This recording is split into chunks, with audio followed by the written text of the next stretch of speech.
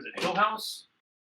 Yeah. Ooh, okay. Okay, so are you familiar with that game that I'm Okay. Legacy is 14 generations of people live in the house. And starts in 1666, Salem, Massachusetts, right? Somebody dies, and these 5 families, well, depends on how many people play, 3 to 5 families show up to pay their respects, and then they realize nobody's here to actually pay their respects. They're here to loot the place because there are two rumors, 2 legends. One, treasure is buried in the halls of the house, and you need to explore it to find the treasure. Number 2, the people who died, witches. So watch out. There's going to be creepy crawlies living there. And so just like when you play Betrayal at Hill House, you can acquire items, but in Legacy, you can put your family crest on there and it becomes an heirloom. Ooh. So it's like grandpa's bloodletting fleam, or grandma's shotgun, or Willie's whiskey jug, or whatever. And if it's your heirloom, you get a little bonus to it. Nice. All right. There's a family deed. So if you win the first round, you put your crest on the deed. And then the next round starts, and it's your house, and somebody's on your yard making noise, and then trouble again. So a lot of fun. Well, speaking of Willie's whiskey, this is Podcast on the Rocks. I dig it. Hey. We're a podcast that talks about pop culture things, including board games, and sometimes there's whiskey. My name is John. I'm joined as always by Andrea. Hey, everybody. Good to see you. And returning guest Pete. By popular demand. Happy to be here. That's right. So this week we're going to talk about Moon Knight. We got the conclusion, the last 2 episodes. And we'll be getting spoilery about that later. So Pete is our resident Moon Knight expert. Yeah, fan. Andrea and I are the normies in this circumstance, and Pete has some familiarity. So man, it's a position I don't like, I gotta say. As I was reaching the end of the series, like stellar glass, by the way. Thank you for the show and tell, Pete. Yeah.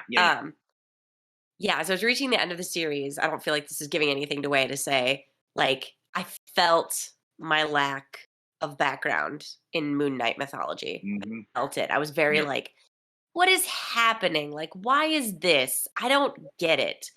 Who is this person popping up? Like, is this significant, or is this like, but I also feel like a little bit of that is probably, I know the show is deviated.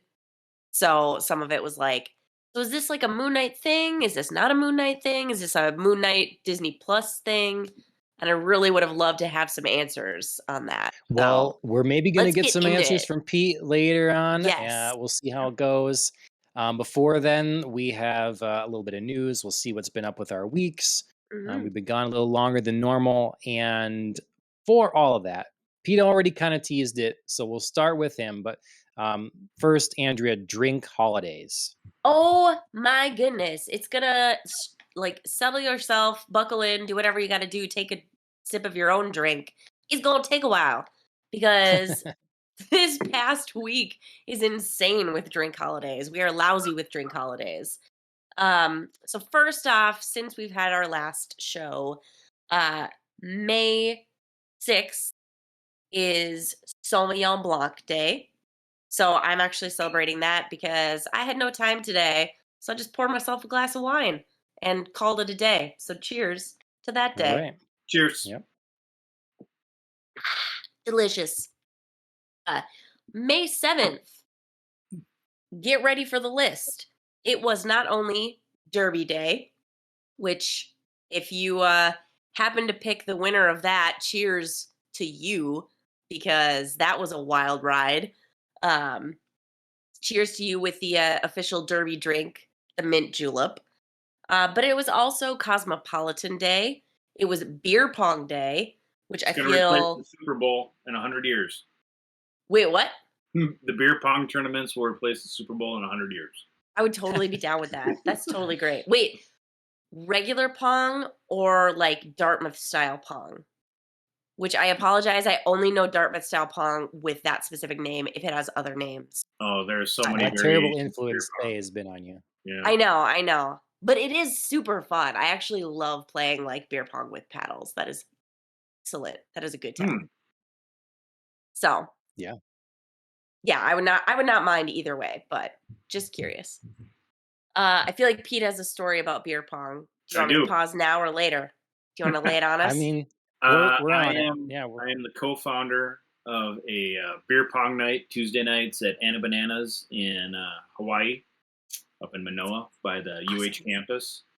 Awesome. And it started off with my friend Tim Denevi, who is a professor. Ooh, maybe I shouldn't use his real name. Everybody look him up. Oh, he's a fantastic writer. I'll bring him up. If you like Hunter S. Thompson, he wrote a book about Hunter S. Thompson. He also wrote a fantastic book about ADHD sure. called, I think it was just called Hyper. So Tim Denevi. Nice. Anyways, Tim and I walked into Anna Bananas one time, chatted up the bartender, and after some smack talk, we decided that we were going to do a flip cup because there was nobody else in the bar. So why not?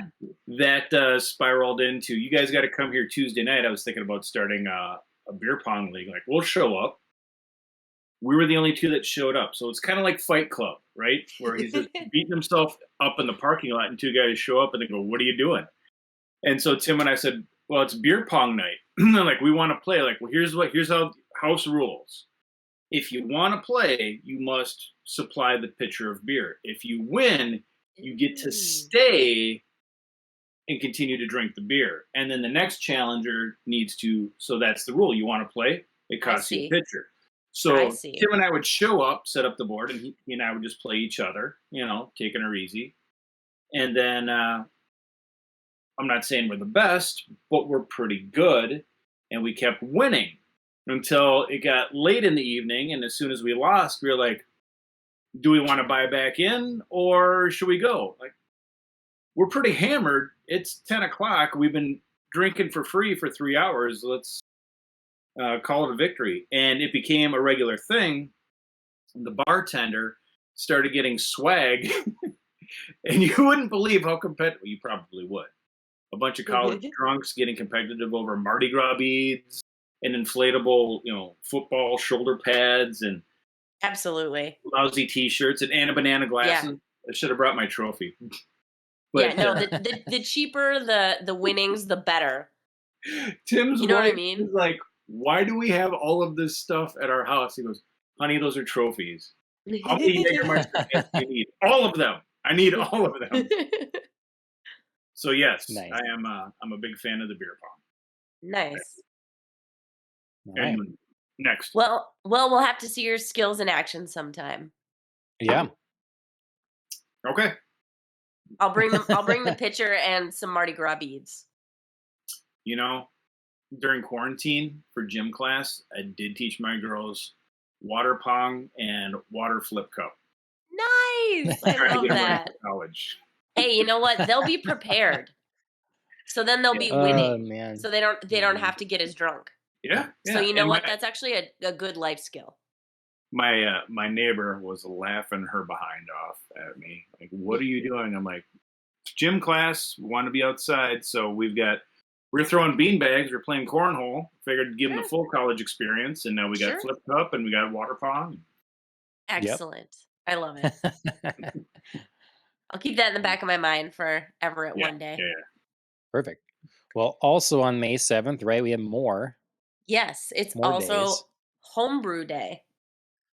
So if you're ever a home brewer or know someone who is, cheers to them and the work that they do. I know them, yes. Yes. The same neighbor who laughed at me about teaching the girls college Olympic sports is a home brewer. So nice. Yeah, I've never had the urge to homebrew. Chris has never really had the urge either. we sort of like toyed with making our own wine, but we really were cautious about that because my grandfather has done that, and I'm seeing like the work that Is he goes into blind? that. Is he The wine didn't turn out so good. It didn't. I don't know if it was the grapes, the process, the guy, who knows, but yeah, it wasn't the best. So I feel like we were sort of like, "Well, let's maybe reconsider how we do this." But yes, cheers to the homebrewers. Cheers to you who put in the effort. May 9th, it was Moscato Day. Mm. May 13th, it was World Cocktail Day. And then also, doubling back a little bit, starting on May 9th through today, it is still technically American Craft Beer Week. So if you are celebrating that, raise a can, raise a bottle, raise whatever you'd like, raise a pitcher if that's how you roll. Oh. People are just getting lit in May. Guess. Yes. Yeah. May, the middle of May, early mid-May is hot time for drinking. So Pete, you showed us your fun Moon Knight glass. Yes. What's in it? This looks like a new variant of Mountain Dew or something. No, it's Coke and rum. Okay. I was trying to think of a clever name for, like, I could call it like a Captain Knight or a Moon and Rum. I don't know.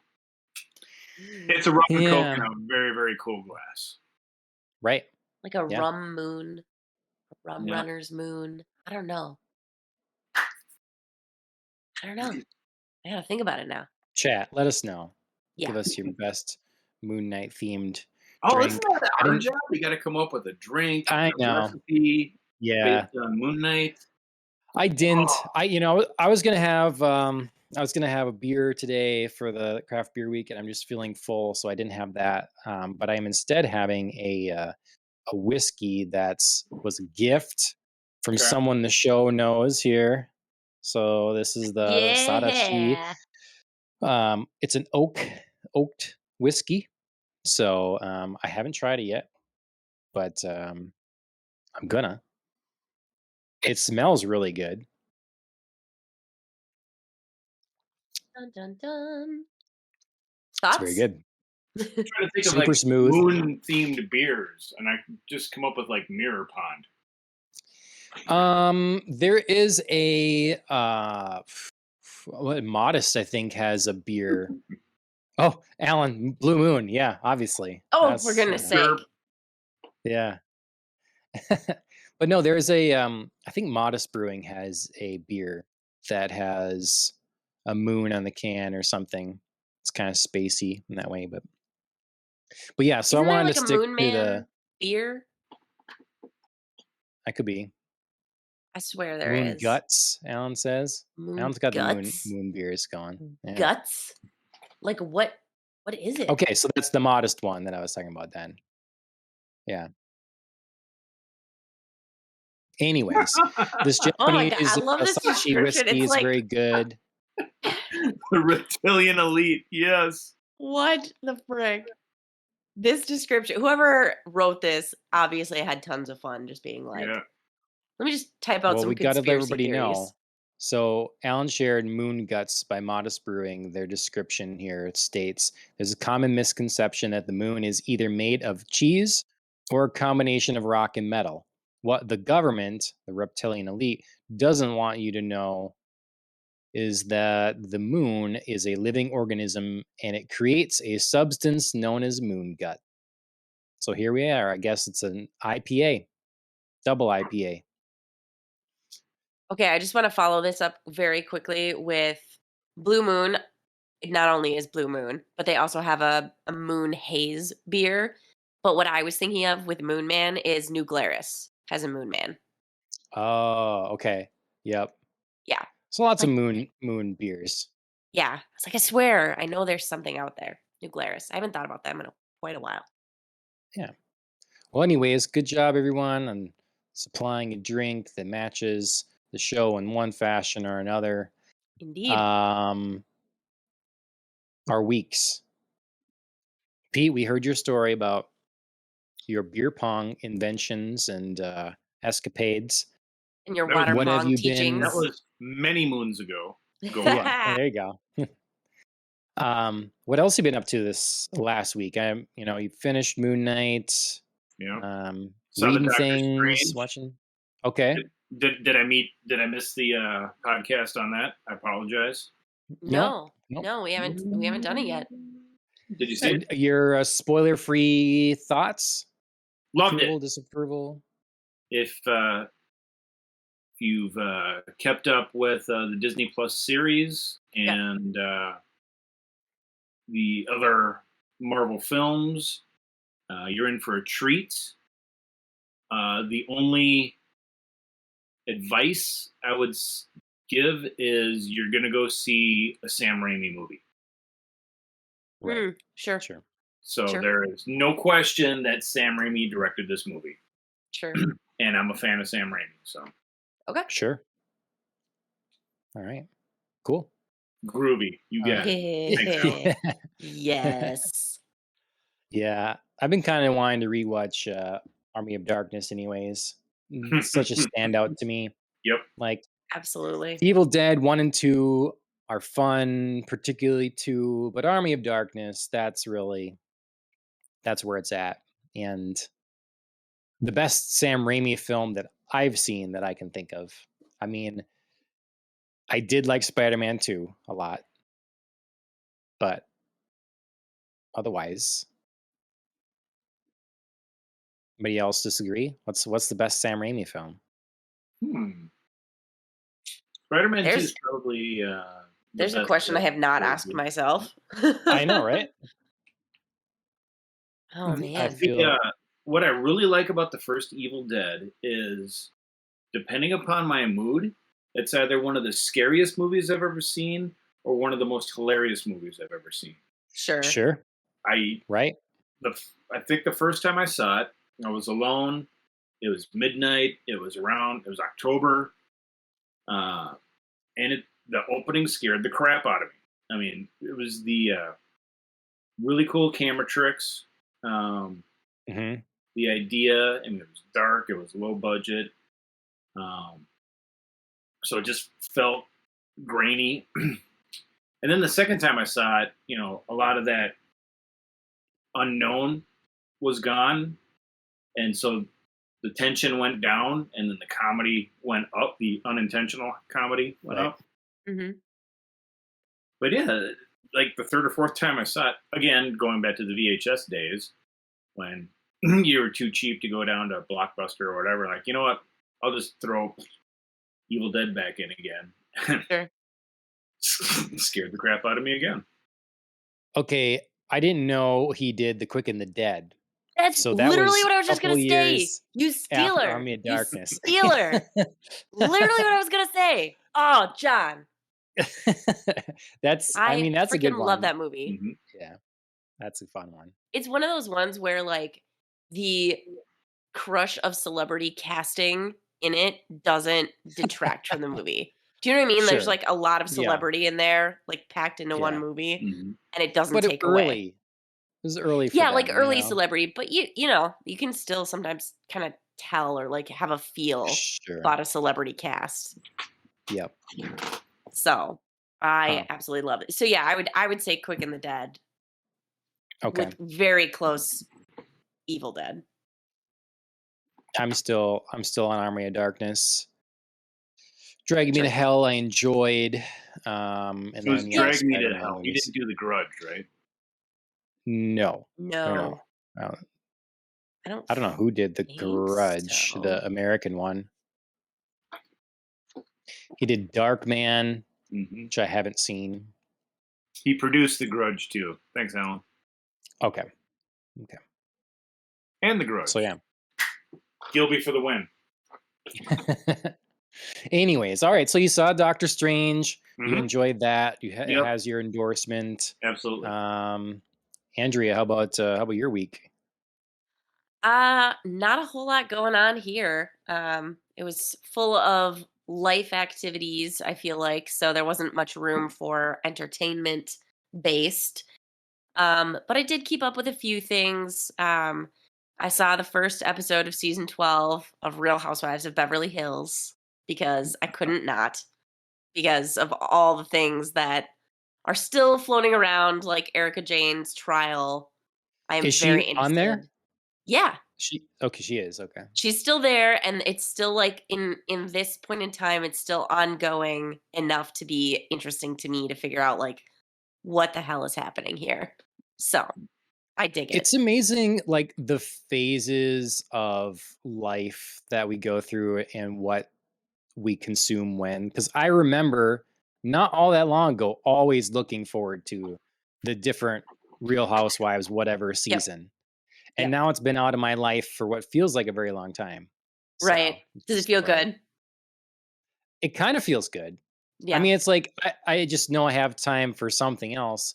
You know, I guess if you it's kind of one of those things like, well, if you stop drinking soda, if you fill it with juice, it's not really, Sure. you're still consuming a ton of calories, and sugar. Sure. So there's other garbage programs you can watch. Yeah. Yes. Right. Yeah. Which I did. I watched the reunion of the Netflix hit show, which is hot garbage, and I love it. I've said this before. Selling Sunset. I absolutely love to hate that show and love to love that show. Pete seems unfamiliar. Completely unfamiliar. So it's basically like, I described it this way to John. It's like if the housewives were 20 years younger and decided that they were interested in selling high-end real estate.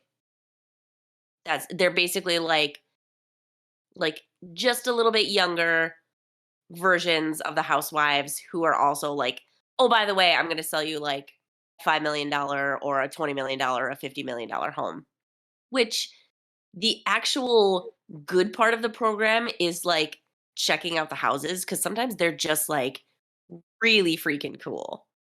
And I'm definitely at that stage of my life where I'm all like, we're doing house projects and like. I am surprised my wife isn't watching that show all the time. Well, if she doesn't know about it, I mean, feel free to tell her or not. So yeah, no, Well, I freaking love it. It's absolutely fantastic because it's both awesome to see these amazing houses, and then like you hit your like terrible crashing lows when you're like inter-office drama. Yeah. So how old do you say these real estate agents are? How old are they? There's a range, but they're definitely like late 20s, and I think the oldest is like early 40s. Okay. And then I think the brokers are like 40 to 50. To have to have owned your own home before you become a real estate agent? No, it's not. Because some of them don't. It should be. But it's like by choice. They definitely have enough money because they show not only the prices of the houses, but they also show the commission on the house. Right. And like clearly if you're making these kinds of commissions, like, in the six figures, you probably have enough to buy a house. Johnny, but some of them just don't. Well, that you don't need to know a lick about computers in order to sell them, right? Right. To fix them, you do. But sell them, yes. Also false. Yes. We both know that is also false. Someone that kind of knows what they're doing has to be involved at some part of the process. You really just have to know to tell people, like, have you tried turning it on and off? Well, yeah, that's a good start. That is definitely a good start. You make the sale and then hand it off to someone who does know how to repair the computer. All I have to say is that, like, when I was designing our house and like picking out things and all this or whatever, before owning a house, you don't know all the questions to ask. You don't know what you're looking for exactly. And so for you to go and presume to sell a $50 million house to someone when you've never owned or taken care of one yourself is a little like, puts you in a disadvantage. Yeah. But not impossible. Yeah. Right. Yes. Well, and like I said, some of the realtors like don't own their own homes by choice. They own like condos or like penthouses or whatever. Like, so it's not like they have nothing. It's not they're like, don't have a home. Well, yes, it's so different.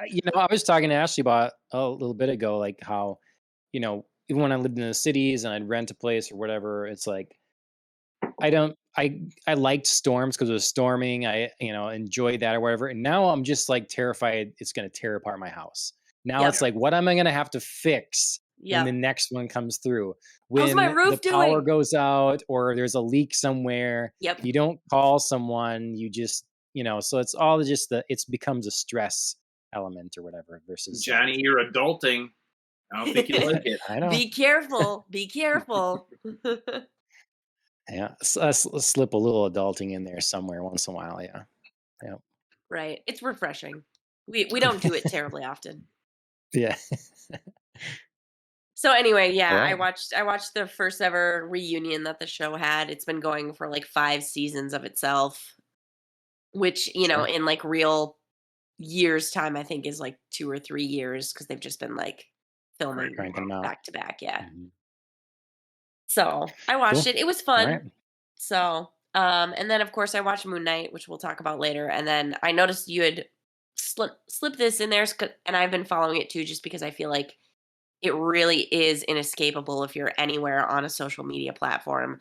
I've been watching, of course, the Depp Heard trial. Mhm. Though really trial, I feel is kind of like a misnomer at this point. I feel like everybody's just sort of like decided what's happening here. The trial is still. It has a couple it's weeks left going. now. It's It is going, but like happening everybody's per decided what's legal happening here. instructions. There's not like sides in the public opinion anymore.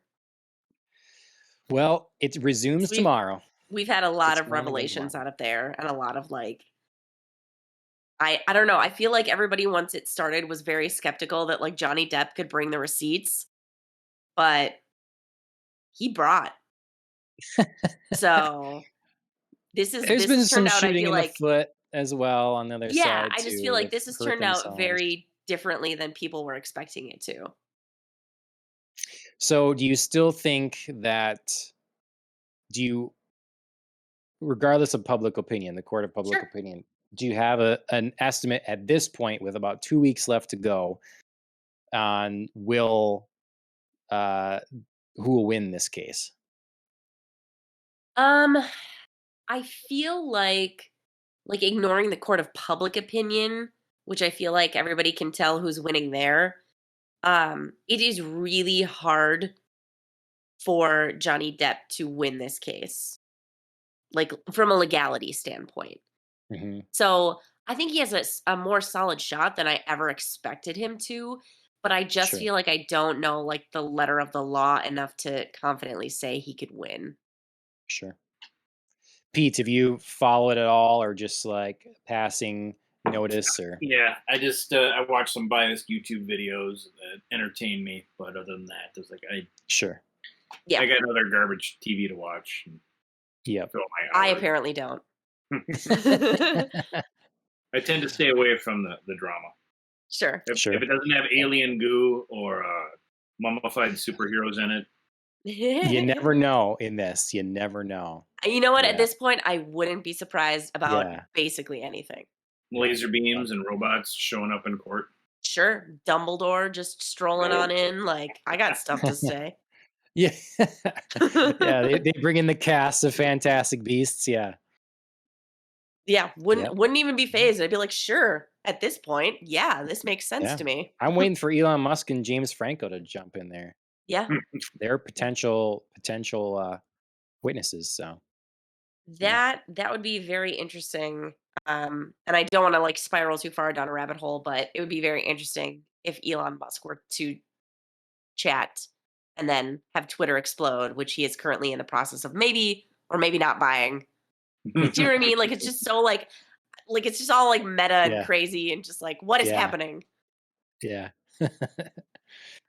Well, I mostly stayed away from junk TV. I got into watching a little bit of what's that? I said, way to be strong, both of you. Okay. No, I watched a little bit of 90 Day Fiance. Ashley's really into that. Solid. So I've seen some of that. Otherwise, get away from junk TV. I just, it was only a little bit. Sounds like it's a little bit. I can quit anytime I want to. It was on Johnny Day. Don't say anything.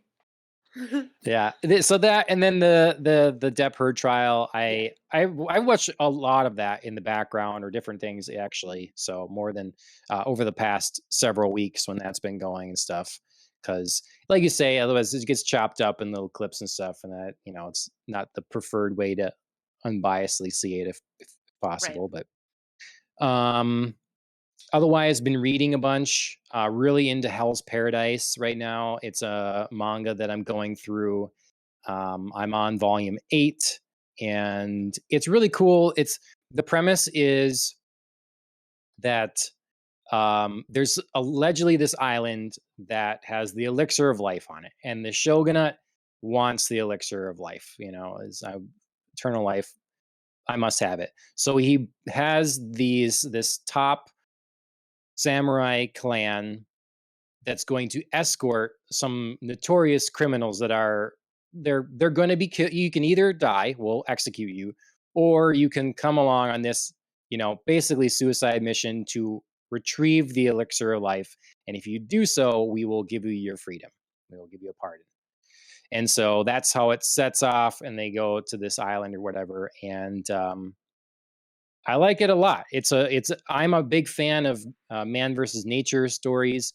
There's definitely an element of that. This mixes in a lot of mythology and lore and stuff from different Southeast Asian cultures. So it's bringing in like Buddhism and ancient Chinese things, and then it often at the end kind of explains some of that, like what is referred to in Chinese and what the Japanese call it. And so it's like tying in a lot of that stuff. And so it's just been a really good read. The art is great, so kind of really digging that. What's it called? Hell's Paradise. Sounds And they're like going to be creating an anime of it as well. There is a trailer out for it now. I don't know when it launches though. So Suicide Squad Shogun. Suicide Shogun. yeah, that kind of thing. Spy Family is still good. One episode a week. I thought I'd get the chance to watch the latest episode 6 that came out this weekend, but I didn't get there yet. And then I've been trying to find some other manhwa and like webtoon stuff to read, because I'm kind of caught up on the ones I'm into right now. So I'm not sure there.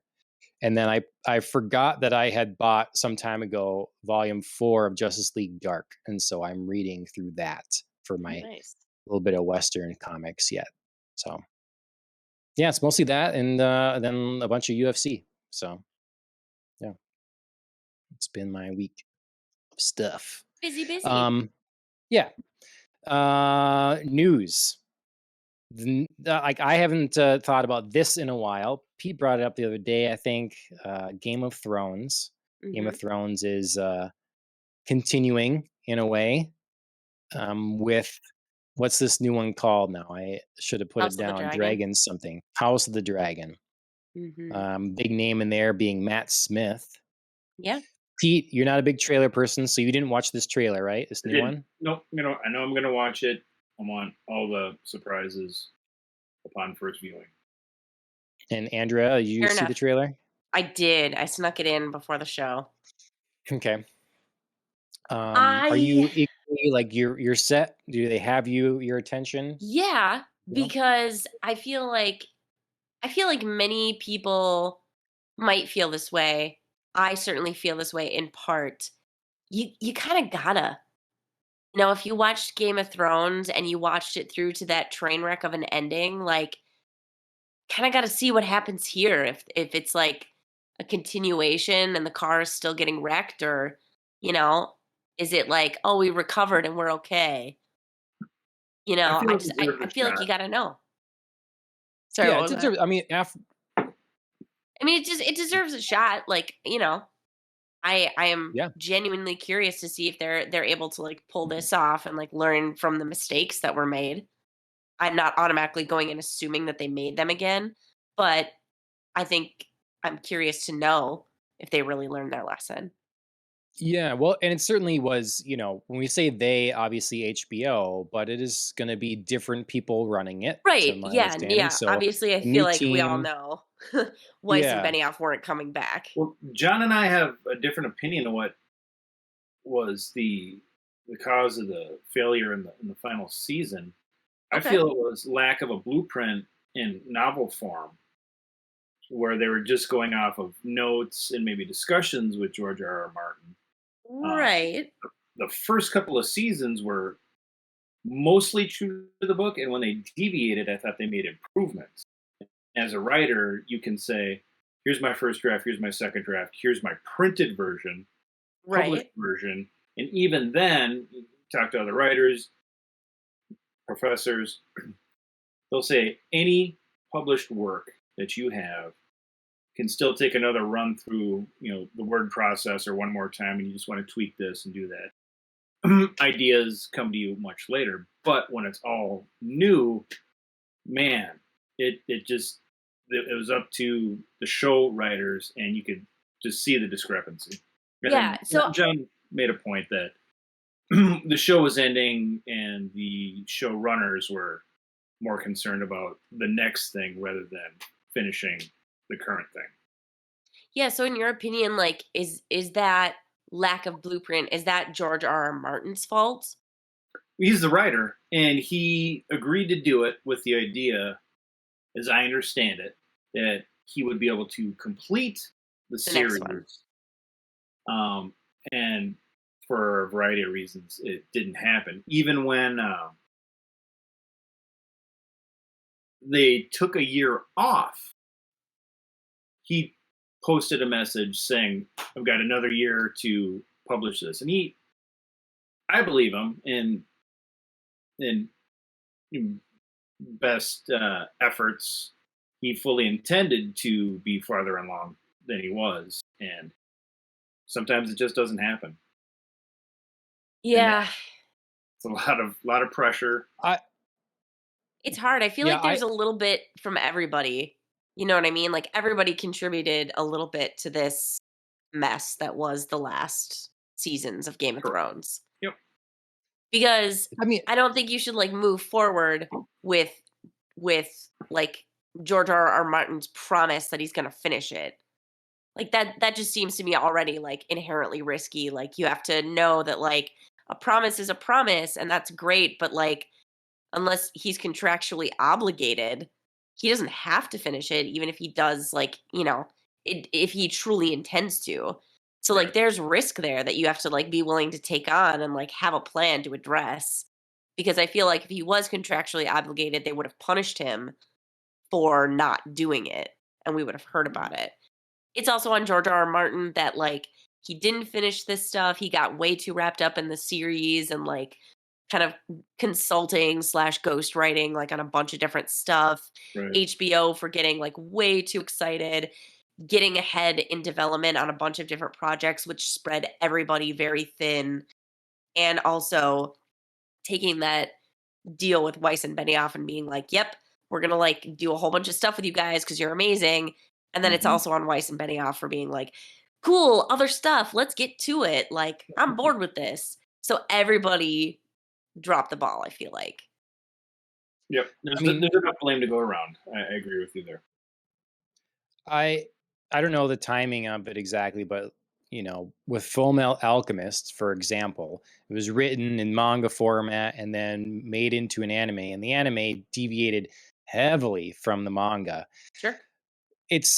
I think that yes, things could be corrected here had Martin, finished his works and stuff like that, but I just don't think it's an excuse for the showrunners to not have that finished work, because you can still tell a more coherent story than what was presented to us. Tell us something if you're needing time because George R. R. Martin is not done, the answer is then to rush through the last couple seasons. Like, the seasons were shorter, they were breakneck, they were fast traveling all across the continent, all kinds of stuff. Well, Like, slow No, down. it's What's the well, rush? because world. that's the thing though. Like, you're thinking of like the speed of the season itself, literally, but making those seasons, everybody was freaking up in arms that the last season was coming a year and a half Yes, after the but you know what I mean? what? right, but So people will be they way more up in arms when it's a pile of when it's dog terrible. crap. Absolutely. I agree Yeah. with you. But like You can it's delay it, but then expectations are raised even higher. Yeah. which was part of the problem because everybody already thought a year and a half was a really long time and like, oh, it's going to be, it's got to be better than the last season because they're taking so much time, which is unheard of like Yeah. for this instance. So very much was they somehow like set themselves up and knocked themselves down They could have because delayed it 3 years and people they could still would have. have been ready to come back to watch it. I agree with you, but I feel like somewhere somebody was already pissed at a year and a half delay. It could be. And I don't Yeah, know it if could it be. was I mean, HBO Max. I don't know if it was Weiss and Benioff. I don't know who it was. Obviously, I'm not in these rooms. But I feel like stretching it that long was probably already a battle between people somewhere. I Not to can see say that executives being a it's right, problem there but yeah, because I know that was an issue on True Detective. The sure. creator of that show is Season like, 2, yeah, yeah. I was really pushed to come out with another season, Yeah. Season and 2. so it was a Yeah. hasty, sloppy mess. Yeah. And he's like, I'm not doing that again, you know. Mm. So if that's execs coming down from HBO saying, hey, our livelihood is Game of Thrones, make it happen, Yeah. then obviously Then that, you know, yeah, we have and a that's new why piece of blame to shove right. around, you know, to And that's place. why I'm so interested to see like House of the Dragon. Like, if it's HBO getting in its own way, like, Right. did they learn to get out of their own way and be like, cool, don't rush it, make it good, because that's really what's more important. Yep. Well, yeah, we definitely, as this show comes up, we will talk more Game of Thrones. And We it'll come up really kind of sooner than started this expected. after Game of Thrones more, so Yeah, it was like right we'll have after. a lot of Game of Thrones talk in the future, I'm Some sure. throwback for sure. Yeah. But yeah, this will be Um. coming up sooner than expected. August. Yep. Yeah. Yep. That was the big drop at the end of the trailer.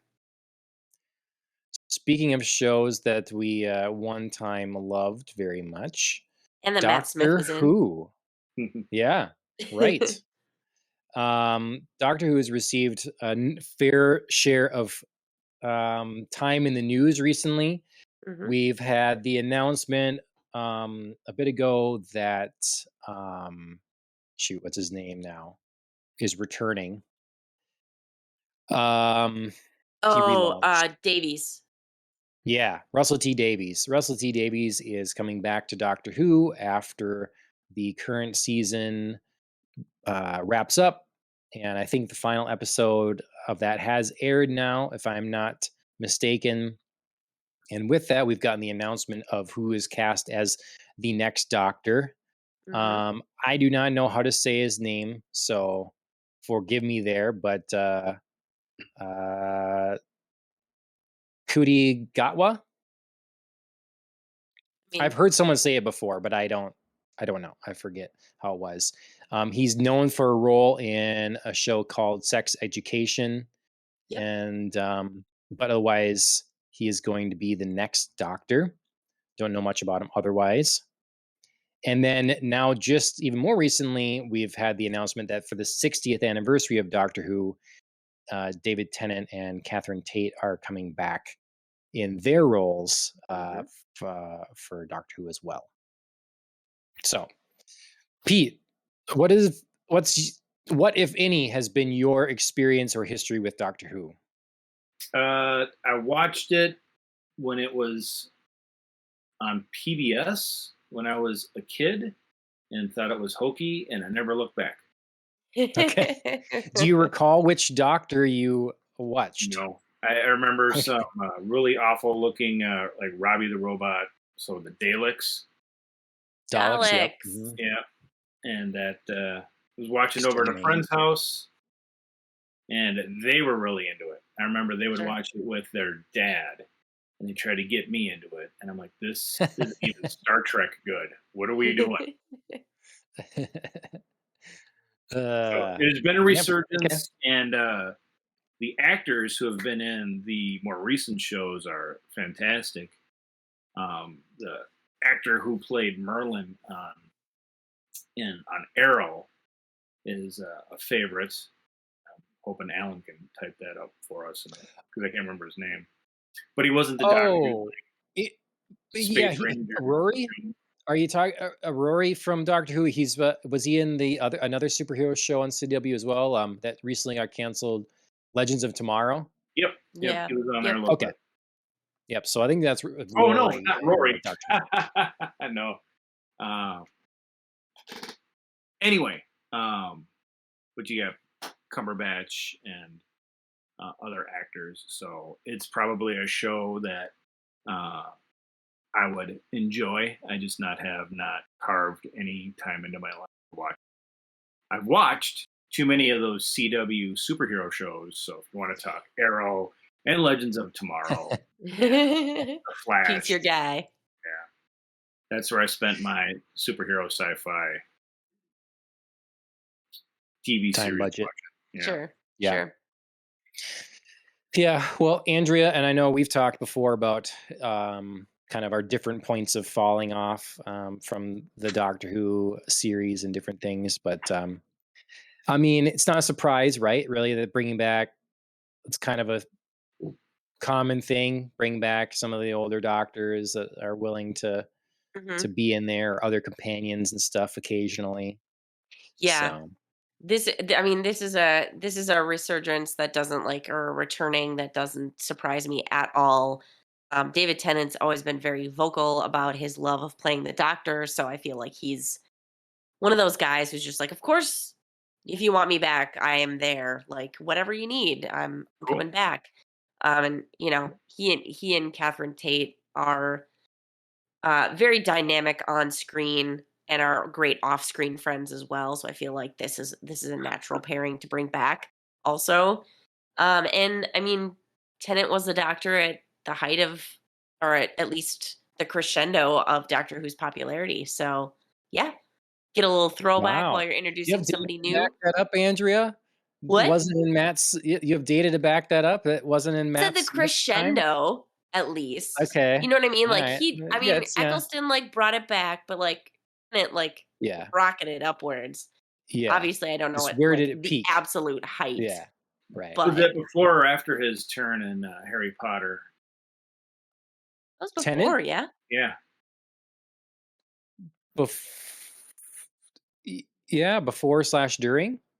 Okay. Yeah. Maybe. And then he went on to greater fame as Scrooge McDuck, which is my favorite. Freaking love DuckTales, y'all. I will sing the theme song right now. I bet you won't.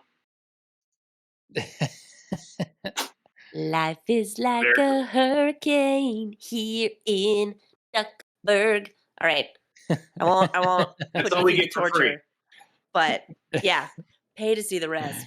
But yeah, no, I freaking love DuckTales. That was a huge part of my childhood. So yeah. Yeah, if you want to donate, hear the rest of the song by Andrea, follow.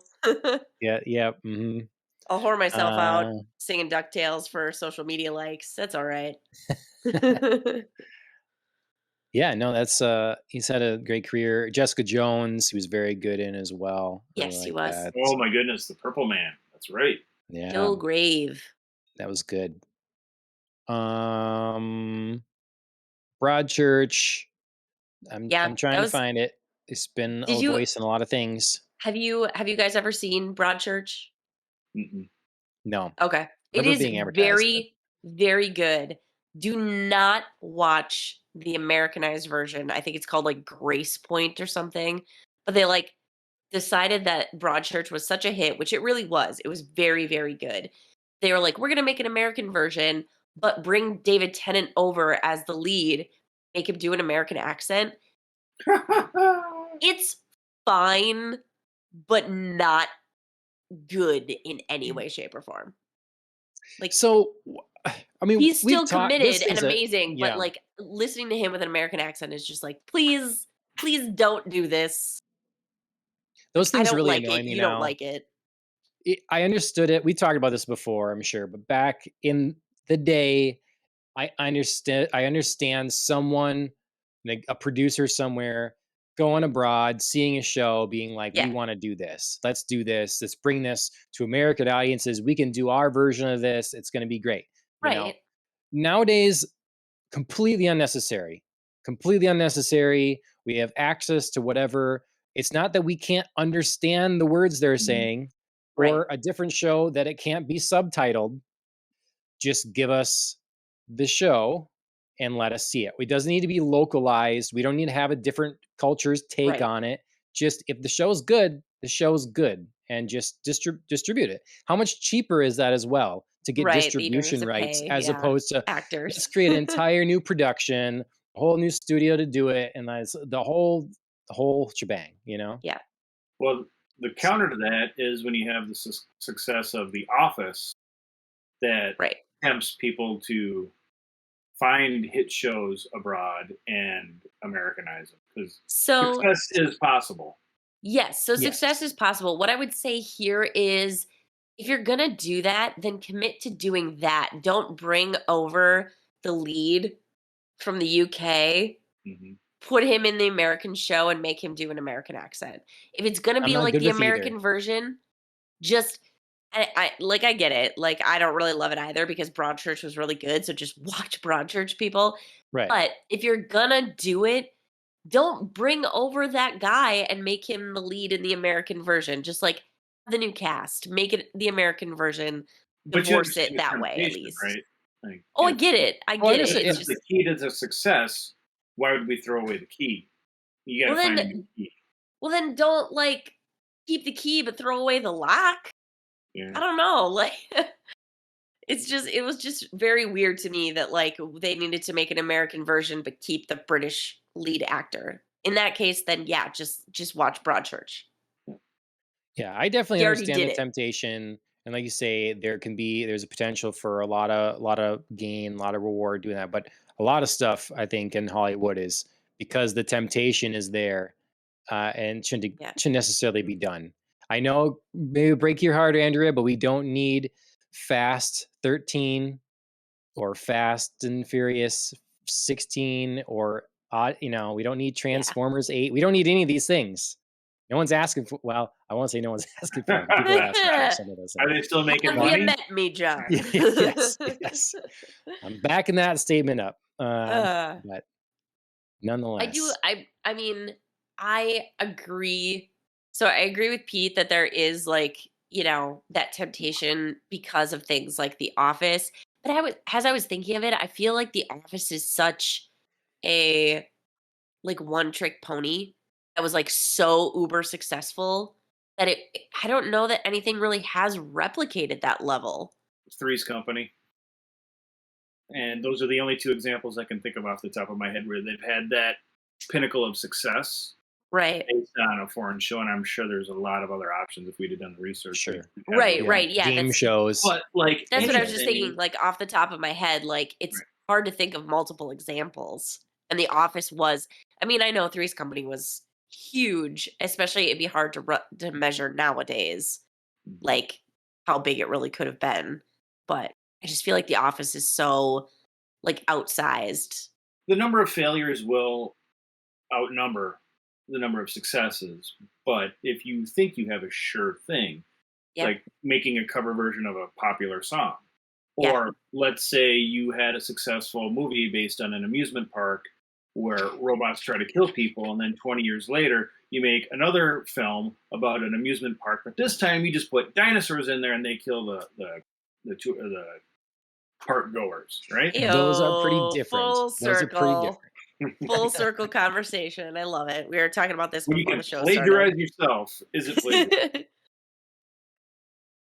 Yeah. Well, and I'll say At least he uh, plagiarized himself successfully. Yeah. I mean, he I'll say crushed it. Mhm. like my own devil's advocate here would be that at least English and American humor are pretty different. So I suppose Yeah. you can have, okay, here's this show. If you appreciate English humor, you have that. If you Which I want feel something like more is why like American, The you have Office this. worked because Mhm. British and American humor for that show were very different. And they seem to, like, people very strongly think one way or the other. One of those shows is better because the humor in one or the other resonates more with someone. So, Yep. but, Another well, side is any of note, this? if you've ever seen the series Taskmaster, or if you haven't, go check it out. Go to YouTube, look up Taskmaster. It is Okay. It English sounds series familiar. where they get a group of 5 comedians together and they're issued a challenge. For example, like, we're going to play hide and seek, and then the co-host tries to find them in this English manner, and these comedians are finding different ways to hide. Or one of the Sounds tasks awesome. is perform a miracle, and that's all they lead into. And so somebody does a magic trick, another comedian has a plumber show up within 30 minutes. He goes, miracle. So that's for very real. successful program in England, as I understand it. Okay. Comedy Central tried to do an American version. Instead of it being an hour-long episode, they tried to do a 30-minute episode. And once again, they brought the co-host, Alex Horn, to do the Comedy Central version. It lasted one season, and nobody in America has heard of it. But Taskmaster's been going on regularly since 2015. And I just discovered it on YouTube, and it is my binge watch go-to show. So Okay. Right. It sounds like the comedy one that's on. What's the other one? It's 4 guys, not 5, and they go around doing really silly things that are their challenge to do, and then at the end of the episode, there's a loser. Yeah, I know what you're talking And about. yeah, I don't know why I can't think of their name. They're very popular. And so, yeah, there's a loser at the end that in their ranked challenges, like they'll be given a product that's really, really stupid. It's some product for a child, and they have to sell it to people that don't know they're on the show, sell it that this is worth by investing in or something like that, all these different things. And God, what is that show? Why can't I think of that is? I know. Between, anyways, that's what it reminded me of. It sounds you like will that think kind of of it thing. immediately when this podcast concludes. Oh, okay. Indeed. I felt that. I promise. Yeah, I felt that. Yeah. Well, and then there was another show that I was gonna. Top Gear. That's the thing. Yeah. It was going for a long time in England, very successful, and then they try to make Top Gear USA or whatever, and no one cares. So, because the original was good, just watch that one. Yep. So, anyways, Alan. Oh, Pete's typing something. What are you typing? Okay. All right. So we remember Taskmaster. All right. Well, other things people can check out on YouTube right now if they want, the Nintendo Indie Direct. Nintendo was kind of first to show us something for the new year, what's coming in the gaming space for them. This is just being an indie one, so some smaller games that many of which we've heard of, some we haven't. I watched it as it came out. I think impressions of this direct were pretty not super positive, but I thought it was decent for something that was announced just like that. They weren't like hyping it up or anything like that. They just kind of dropped it. Here it's coming, and yeah, that's some good stuff. Solid. Yeah, Cult of the Lamb is I think a good one in there, and then another Crab's Treasure. It's a Soulsborne, but you play as a crab. And they're like, it's perfect because you kind of have built-in armor and you strafe side to side. So it's like adorable. Yeah. So. Sorry, I love that. One other thing of video game news I want to talk about. I don't know if you guys have much opinion on it or not, but Xbox's year has frankly been hinging on the idea that Redfall and even a bigger deal, Starfield was going to be releasing this year. Redfall was supposed to be, I don't know, middle of this year or something like that, but that was looking kind of suspicious because we hadn't seen any more. We just seen a cinematic. Right. And then Starfield, they've been doing developer diaries of it. It's been fun to watch. They talked to the Poser the other week. It's all stuff, but then they dropped mere weeks before they actually have their kind of showcase, that both of these games, Redfall and Starfield, are delayed until next year. Yep. Boo.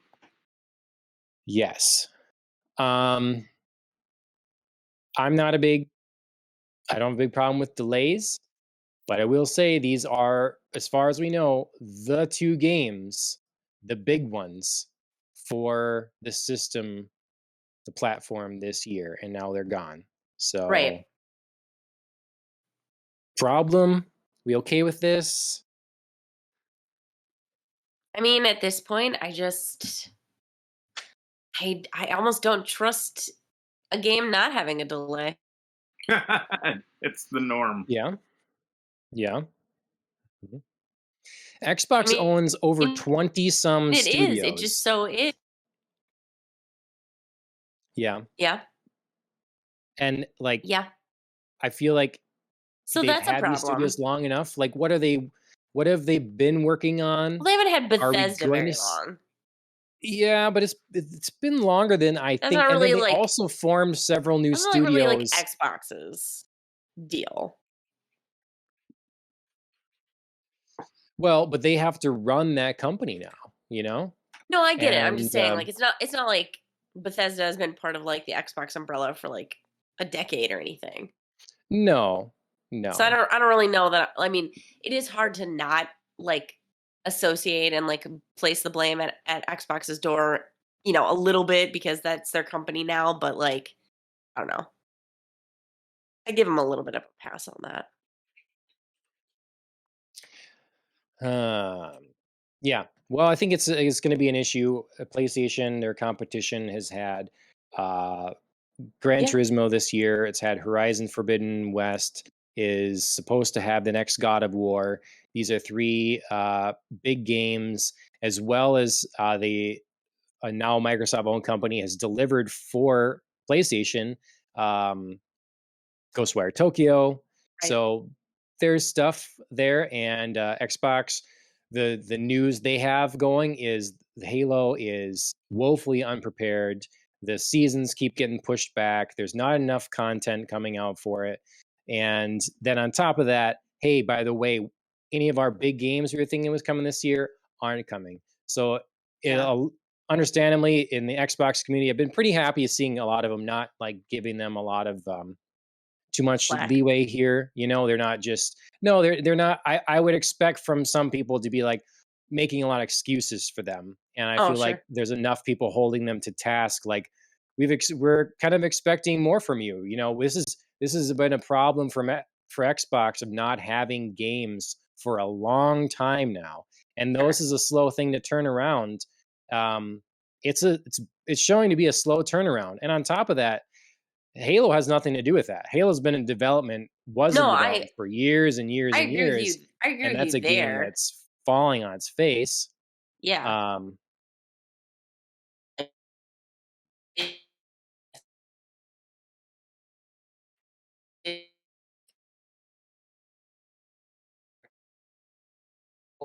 Xbox owns 343, World's Edge, The Coalition, Compulsion Games, Double Fine, Ninja Theory, Mojang, In Exile, The Initiative, Obsidian, Playground Games, Rare, Turn 10, and Undead Labs, all before they bought Bethesda. Mhm. Now with Bethesda, you've got Bethesda Game Studios, Alpha Dog, ZeniMax, Tang Online, Tango GameWorks, ID Arcane, Machine Games, and Roundhouse. Sure. And you're telling me all those what is anyone working on? No one's got something to go, and maybe they do. Maybe we're gonna see it. I was Maybe gonna they're say, I gonna drop mean, something. yeah, I mean, yeah, just because these two have been delayed doesn't mean like other games aren't coming out. It's just maybe not games of this like Is there a Skyrim level. sequel? Yes, there is. Yes. There is absolutely a Skyrim sequel in the works, and Elder Scrolls 6, Elder Right. Scrolls, and but all we have is basically a title screen for that. So Starfield is their baby right now. That's the Right. Yep. game that's Right. delayed. So that game not coming out till sometime next year. Real development on Elder Scrolls, I suspect, won't start until probably 2024. Like really getting the team going on it and Sure. stuff.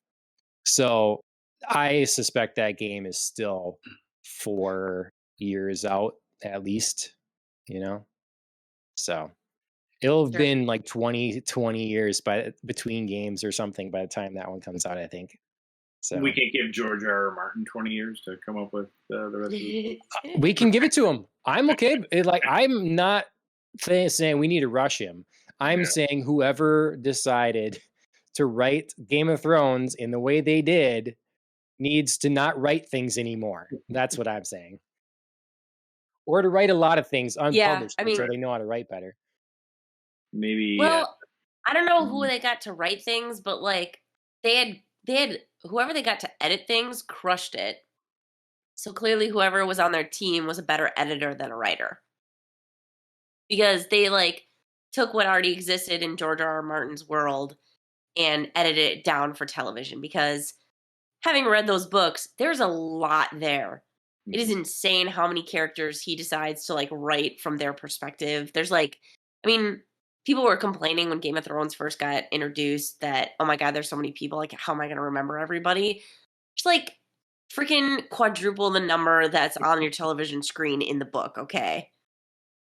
So whoever edited made smart choices, but clearly couldn't like creatively think. Sure. All right. Well, yeah, I was back to that. Sorry, Pete. Elder Scrolls 6 will be a while. Yes. For everybody expecting Starfield, that's going to be a little more while as well. And we'll see what they deliver in the Xbox Bethesda showcase coming up in a couple weeks here. So, all right, that's about it for news. I think I'm sure there was more, but I thought this stuff was interesting. Moon Knight is what we got next on the rundown. So if you are unfamiliar, if you've yet to see the Moon Knight series and you're aiming to see it, I'm sorry, we are going to get spoilery about it. So we've talked in previous episodes. Oh my gosh, it's got a figure. Hey, we have a special figure. But who is it?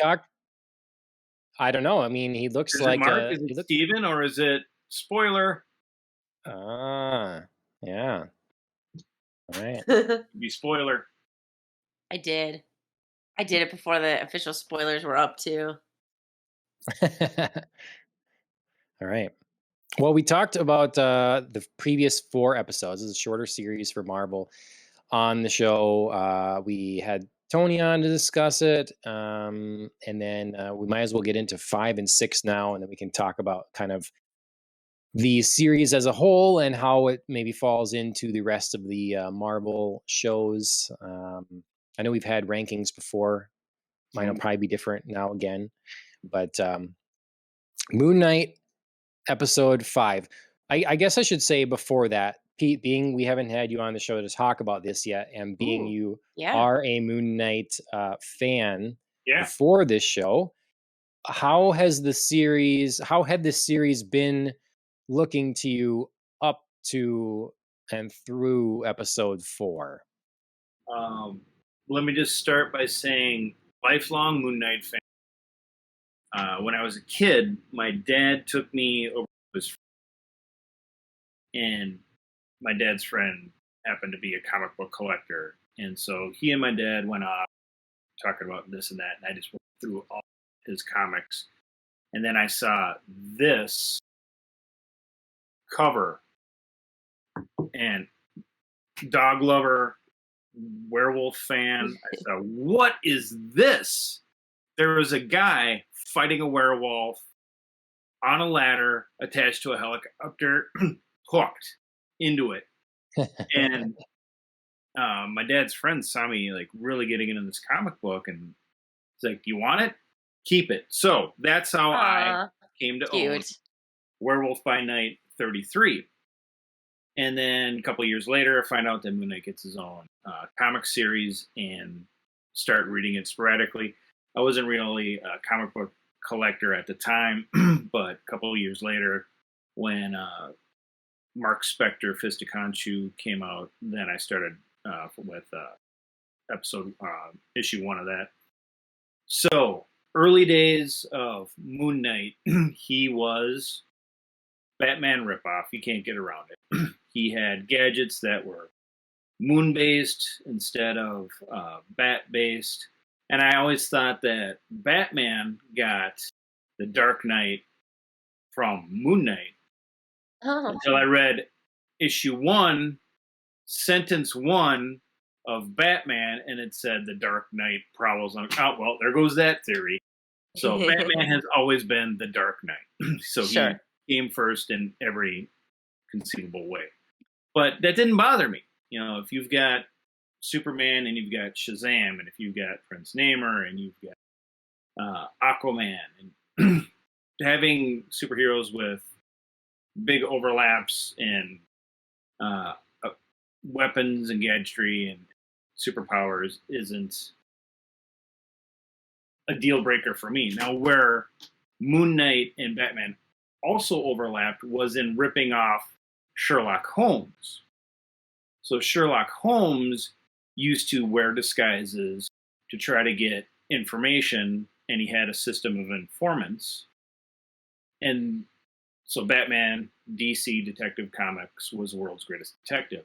Moon Knight also was a street-level superhero, and he had different disguises to try to get underground information. So he was Stephen Grant, portraying a playboy billionaire like Bruce Wayne, and that's how he would fight white-collar crime when he was going after, street toughs and criminal empire. That's when he was cab driver Jake Lockley. Yeah. So even in the early days of Moon Knight, you knew that Mark Spector was the guy, but he had these aliases that he would use in different comics. So high expectations going into the Disney series. And they start off and they completely change Moon Knight's powers. Like in the beginning, he didn't have any superpower. And now he's got a suit that materializes out of nowhere, and it's magic based, and it can heal him. But you know what? The suit looks cool. So I'm a sucker. Like I said, I like werewolves. If your werewolf looks cool, I'm going to give you a lot of rope. Your story can be terrible. The dialogue can be more or less nonsense. But if he looks cool, taking down Dracula and Frankenstein next to Wolverine, it's an okay movie in my eyes, no matter what you thought of it. Right? But if your werewolves look like shaved poodles on steroids, I got a problem with your movie. I don't care if Kate Beckinsale's in it or not. So, in Moon Knight, the costume looked good. It did. The jackal looked terrible, and it was an homage to Werewolf by Night. So I was upset. I was concerned. They're like, oh, their Werewolf by Night looks terrible. He looks like Luke from Harry Potter. That's garbage. And Disney Plus just came out with a good-looking evil Wookiee in Boba Fett. So we know they have the technology to have a cool-looking fur-based evil creature. We can do better. Come on, we can do this in Moon Knight. So, issues with Moon Knight, the series, I think it was episode 3, where I thought, they're going to fall into the Voltron, Incredible Hulk storylines where you have your initial conflict, it builds throughout the series. Nothing can save us now except, we're going to form Voltron, and then that'll defeat the bad guy with the magic sword. Every episode, they formed Voltron, got the sword out, and that saved the day. Nobody can stop the bad guys in the Incredible Hulk until he gets mad, and then he becomes and throws people through the wall. So at the end of episode 3, no Moon Knight, no Moon Knight, no Moon Knight. Moon Knight shows up, gets stabbed because he can heal. It's almost like Cyborg in DC Comics. He's the only guy who regularly gets his limbs ripped off because they can just reattach them because he's a robot. If he had been Batman and got his arms ripped off, that wouldn't have worked so good. So Sure. yes, Deathstroke, Yeah. Deadpool, yeah, very, Yeah, very. those things always bother me. That's a good point, Pete. With like, Cyborg gets his limbs ripped off because he can come Right, back. It's always that in movies too, where you're sword fighting and then someone loses their sword and then they are able to like land in good punches and stuff and just dodge. It's like, right, well, boy, you should have just done that to start. You could just dodge while you have your sword. You're still effective here, as opposed to a minute ago you would have had every limb chopped off had you not had your sword. Now you've been disarmed and you're fine still. So yes. Or they're able to dodge the blade, but not the hilt, because the hilt is dull, and you can get hit by the yes, hilt. yes. So in the comics, Moon Knight, if he got stabbed, he'd be dead. So Moon Knight never got stabbed in the comics, right? Well, Sure. not fatally, but no, he's got this new power where he can heal.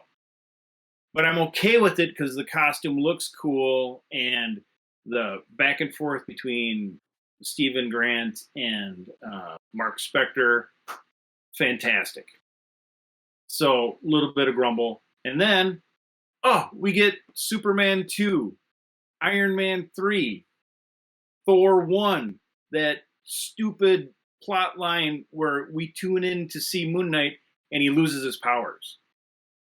You've got the logo right there. It says Moon Knight, right? It doesn't say come see ordinary guy Mark Spector without his powers, or Iron Man or Tony Stark without his suit. Let's go see Thor without his hammer. Nobody really paid money to go to the theater to not see superheroes in action and complain and go on a quest to get their powers back.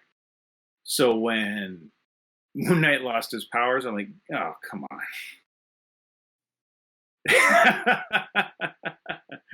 And Thor becomes the dude. That's right. Dad abides. That's cute. It was a gift for myself. No. So episode 5, not a lot of Moon Knight. So if you've been waiting like me since the early 80s for a Moon Knight show, only get 6 episodes, and one of them has little to no Moon Knight, you're not happy. Like, it's cool to see Steven and Mark in like a buddy cop type of situation. And it's really entertaining, but that's not why I tuned in. That can be the garnish. I don't need it to be the main entree.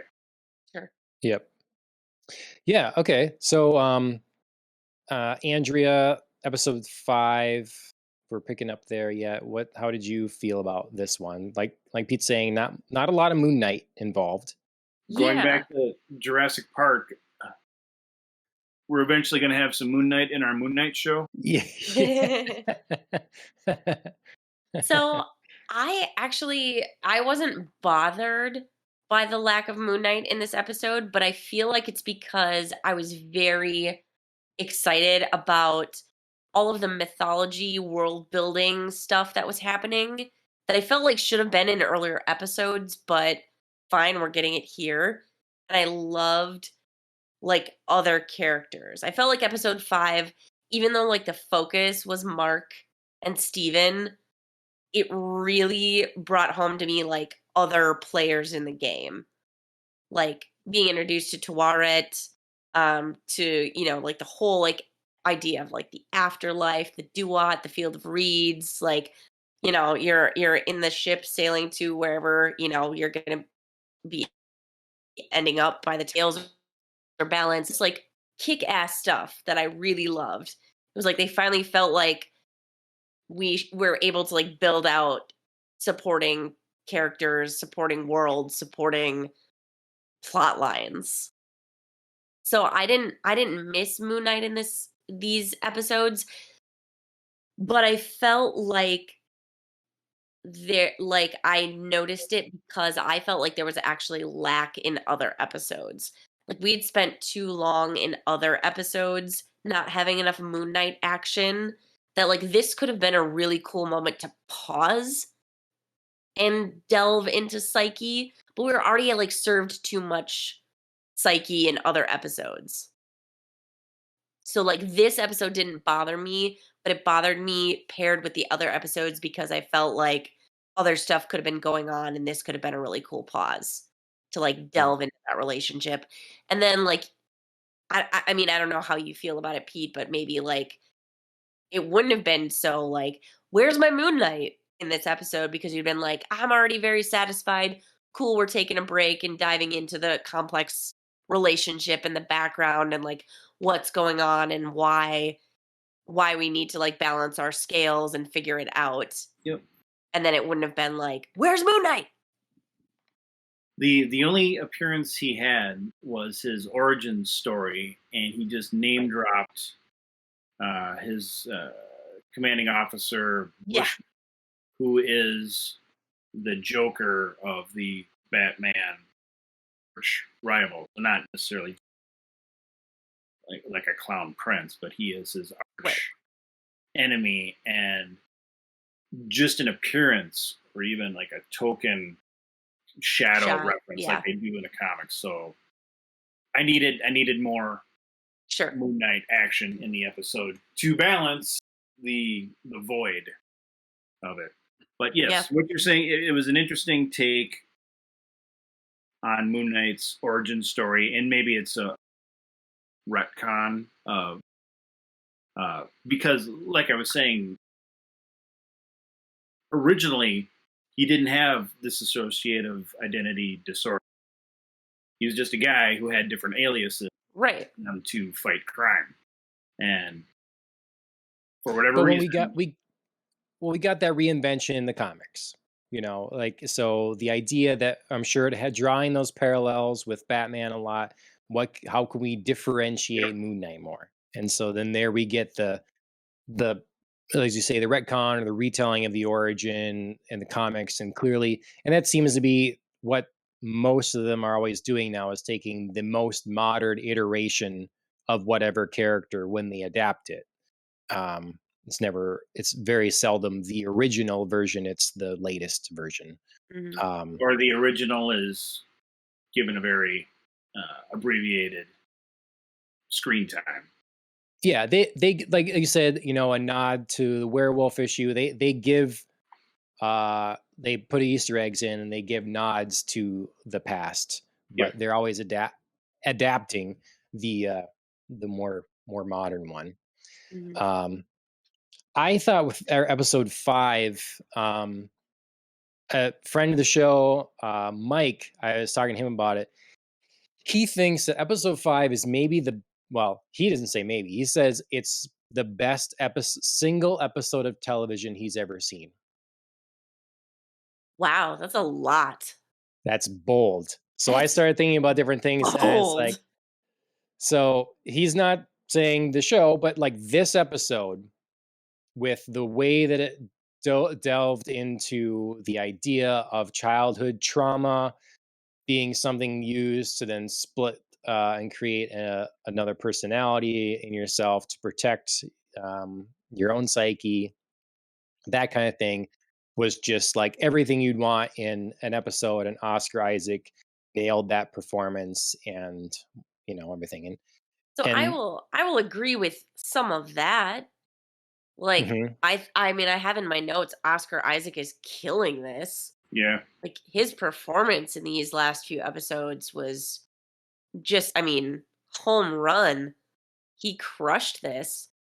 I mean, and I also wrote down that, you know, this introduction of like a superhero origin story being like the origin of his split identity, very unique. And I love this. You know, if this is the route that they're deciding to go, like they've committed to this whole like dissociative identity, you know, like being a thing in the show, this is the route we're going. This episode introduced that in an amazing creative storytelling capacity. Yeah, I wrote in my notes that I thought that this show is being told out of order. You know, I understand what they were trying to do. It's like set up this mystery. You don't know what's happening. The person is like forgetting moments of time. They're doing that whole thing. But that to me didn't pan out and wasn't interesting past the first episode. The first episode, that was kind of interesting, and then it just became annoying anytime we got more of that, and then we were introduced to their persona, and like it wasn't fun for me.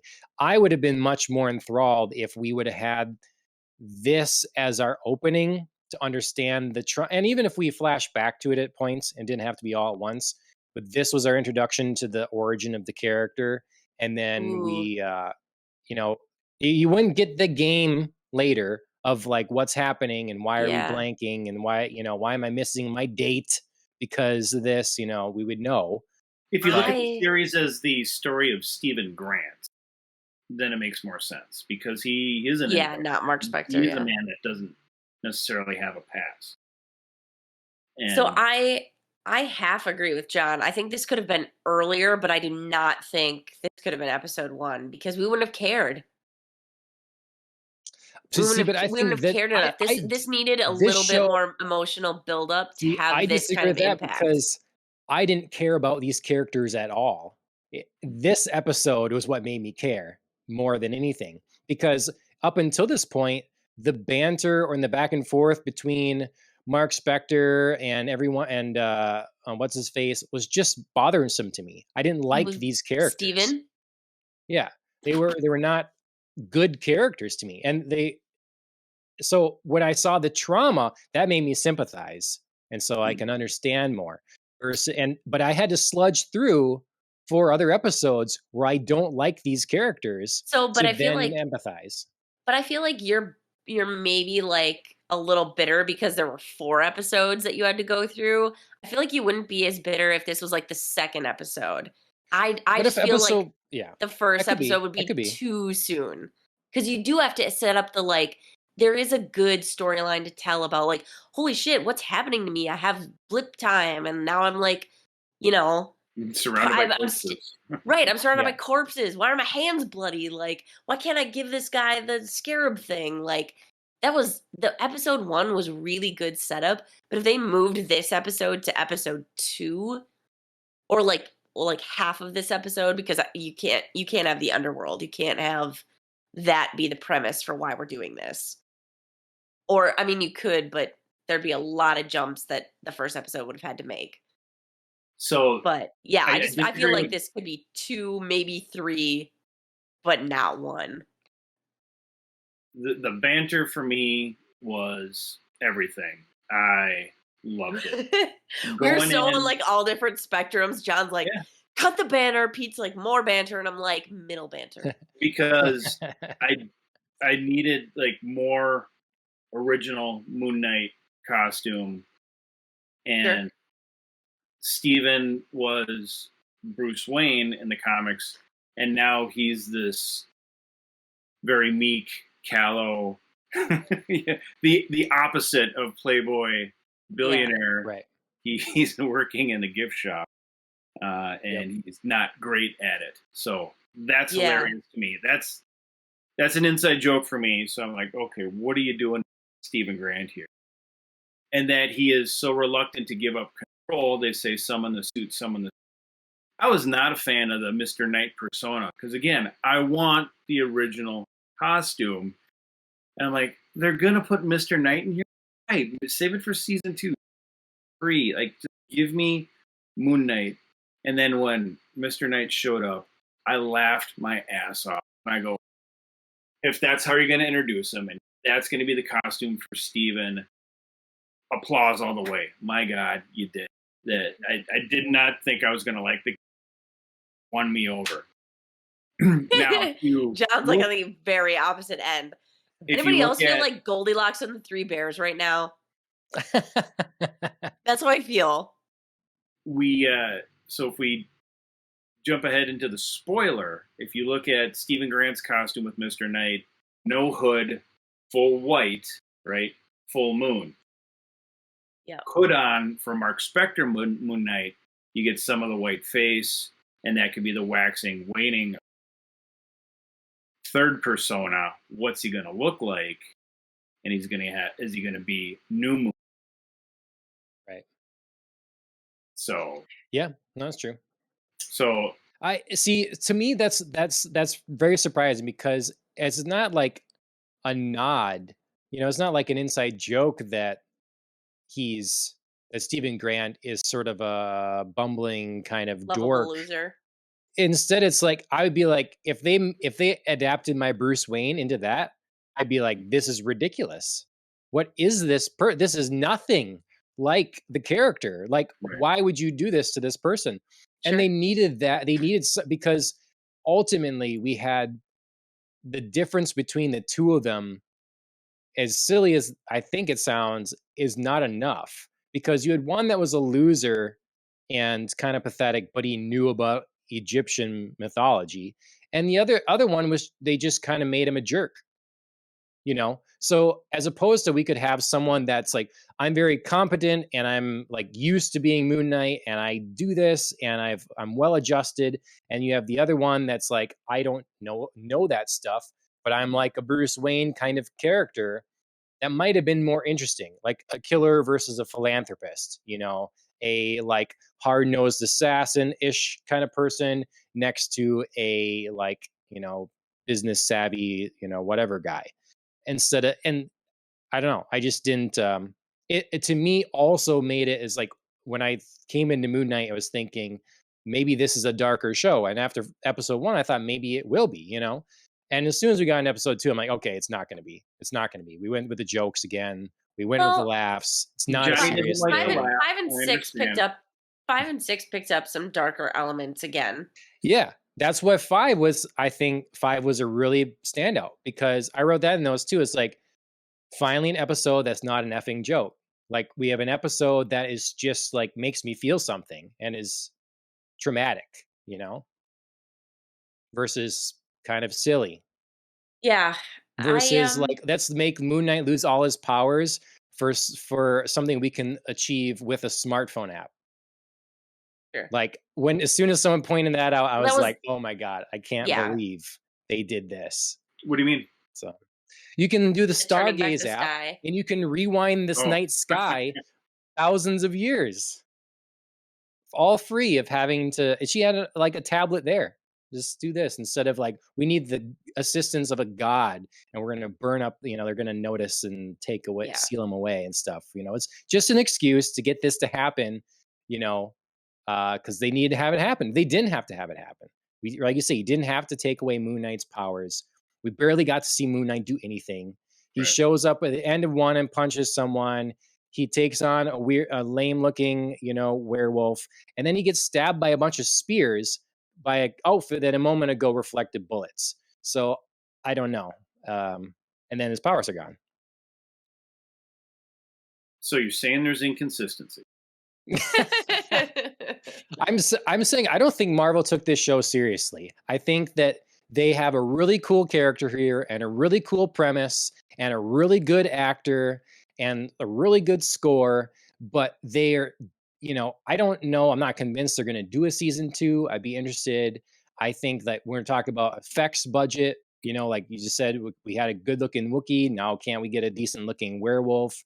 I feel like they tried to tell a lot in this show. Let's have Moon Knight with a bunch of split personalities. Let's have his wife become a different superhero. Let's have his powers go away, visit the underworld, all this stuff in 6 episodes.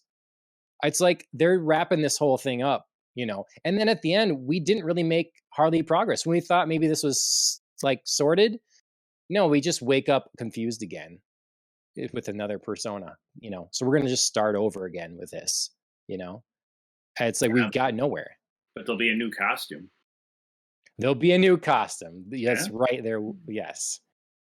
Going back to what you said about Bruce Wayne, my counter to that would be, was Bruce Wayne a static character? Or was there a public persona of Bruce Wayne that was more of a clown versus Bruce Wayne in the Batcave or talking to other members of Justice League where he's all business, but out in public, he, by necessity, needed to diffuse any suspicions of who he was. So certainly when we think of Bruce Wayne, we tend to think of him in one way, but really he is well. So for me, seeing Stephen Grant only portrayed as this figment of Mark Spector's imagination didn't bother me, because there's a chance that Stephen can grow, and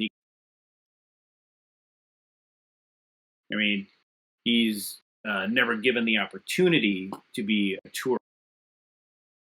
You're just going to be the sales guy because you're lucky. Maybe he has a chance to grow. Are you breaking up for Andrew? Andrew, you can hear everything Pete said? No. Uh-oh. Sorry, you're breaking up some there. Say that again. I'm sorry. Everything. Starting with... Well, so like talking Bruce Wayne, putting on different... I feel like we got what you were saying about Bruce Wayne. Yeah, Stephen Grant would be the part that... So in just the series, being fictional. But there's a hint that Stephen is more than what he's allowed to be in his job, for example, where he is actually an expert in Egyptian mythology and history, but he's never given the opportunity to showcase them. Sure. And if he's in a position where he can show then he's going to be less of a joke, for lack of a better term, and be shown more of a leadership.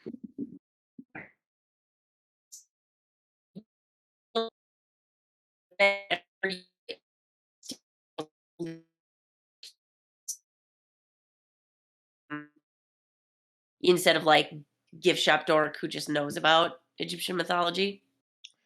I just do you feel like they would have been at least like more equal foils?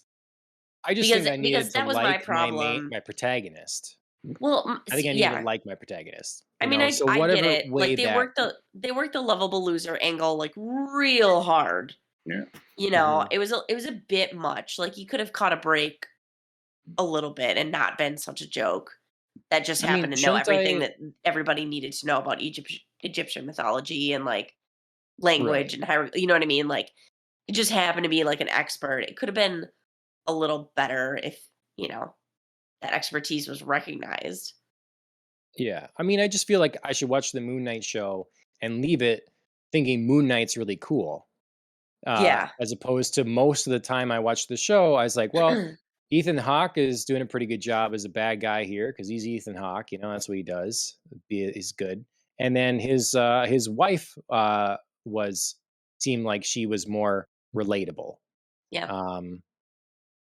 But as far as Moon Knight goes, not seeing the cost of that much, not having very good action sequences with him, and then I don't like the personas that were given. Sure. It just didn't seem like what I should have from a Moon Knight show. So what I felt like was there was a deliberate setup for personas to be like opposite one another, where like Mark would be like strong, mercenary, like no funny business, like take no prisoners, we're doing the thing, give me control. And Steven was set up to be like, oh my god, I'm like super weak, but somehow like I'm giving Mark some trouble and I'm gonna rise up and I'm gonna like have my own moment. And there were supposed to be like these complementary things, and they never really achieved that until these later two episodes where they finally decided to like care about one another. And that's fine that like they didn't need to care about each other from the beginning, but they could have been a little more complimentary to one another. Instead, I felt like they both came off very abrasive in their interactions, and that turned into like abrasiveness for the audience. Mm-hmm. There were funny moments, like don't get me wrong, like I enjoyed like why am I looking like Psycho Colonel Sanders? Like I enjoy those great like throwaway like I mean they're not throwaway, but like they're just like one off like, oh, I wasn't expecting that. That was funny. But and you love the reality drama shows with the Real Housewives, but when someone's having a furious conversation with themselves, like not loving himself, that didn't work for you? No, it did. I just feel like the they weren't given maybe like the right personality traits. Like I said, I felt like there was supposed to be like a setup of like strong versus weak, but somehow like weak overcomes. but there was too much other stuff going on, so that simple like storyline, like I mean like Week overcomes in the sense of like Week overcomes to be as important as Mark, because in these last two episodes I really liked the symbiotic nature that they achieved for themselves. They were both feeling like they were important to one another. Like, I never respected Mark more than when he went back for Steven when he was lost in the sand. Like, awesome. Finally, I really care that you're doing this. But I just maybe felt like their personalities were a little too grating, or maybe they just didn't quite have the right balance down in the first episodes, where they both didn't come off a little like, on the one hand Mark was kind of a jerk, and on the other hand Steven was very judgy. Like, he just like rushed to judgment a lot, being like, you're a killer and you're doing this, and I was like, can we hold on for like a second sometimes to maybe figure this out? So a little less caricature of something. Yeah, he's the sheltered boy. He's Mark's innocence. Right, which I know now. And I loved the whole, like, Mark was trying to protect his innocence, which was created in essence to protect his own, like, character and his own fragility from, like, the trauma that he's induced. It was such, like, an adorably sweet moment that he was trying to keep his, like, created split persona from finding out the truth so he could keep living in a fantasy world. Yeah. Like, he had to, in essence, protect himself, protecting himself. Like, oh God, it was so fragile and sad. That his mom hated him and wished he was. Oh, and God, these episodes were crushing. So part of Mark, still loves his mom, but hates his mom. Creates a persona that only knows his mother as someone good, who he still has a relationship with, rather than the unfortunate trauma that the whole family endured. Right. You're still breaking up a little bit here and there. I think maybe if you're too far from your computer or something a little bit, Pete. No, I got most of that. I think it's running. I think the computer's running hot. What I think. Sure. Okay. So I might actually have to wrap it up a little bit here. Sure. Oh, okay. All right. Yeah, we don't want to keep you past your any deadlines here and stuff. Right. So, we'll give you last word here. Any other thoughts you have on Moon Knight? Episode 6. You had to go through 6 episodes to see Moon Knight in full action, where he's doing the flips and throwing the crescent darts, and then he's got the cable gun flying kicks, and so that last fight is everything that I wanted in the Night show. So and yes, Batman has the grappling gun, but then again, so did Daredevil. So yeah. I feel like a grappling gun isn't anybody's. Do you know what I mean? I never mind those overlaps. Like there's that's such like a common about thing. The different characters that yeah.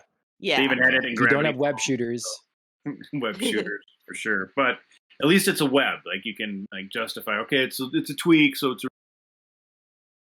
a gun that shoots a cable and hauls you across the street, so you can do flying kick to its jaws always. Whether it's Marvel, DC, or Gravity Falls. Excellent reference. Okay, well, Pete thing. So ultimately, I'm glad it seems like it's got your seal of approval. Yep. Hopeful for season 2.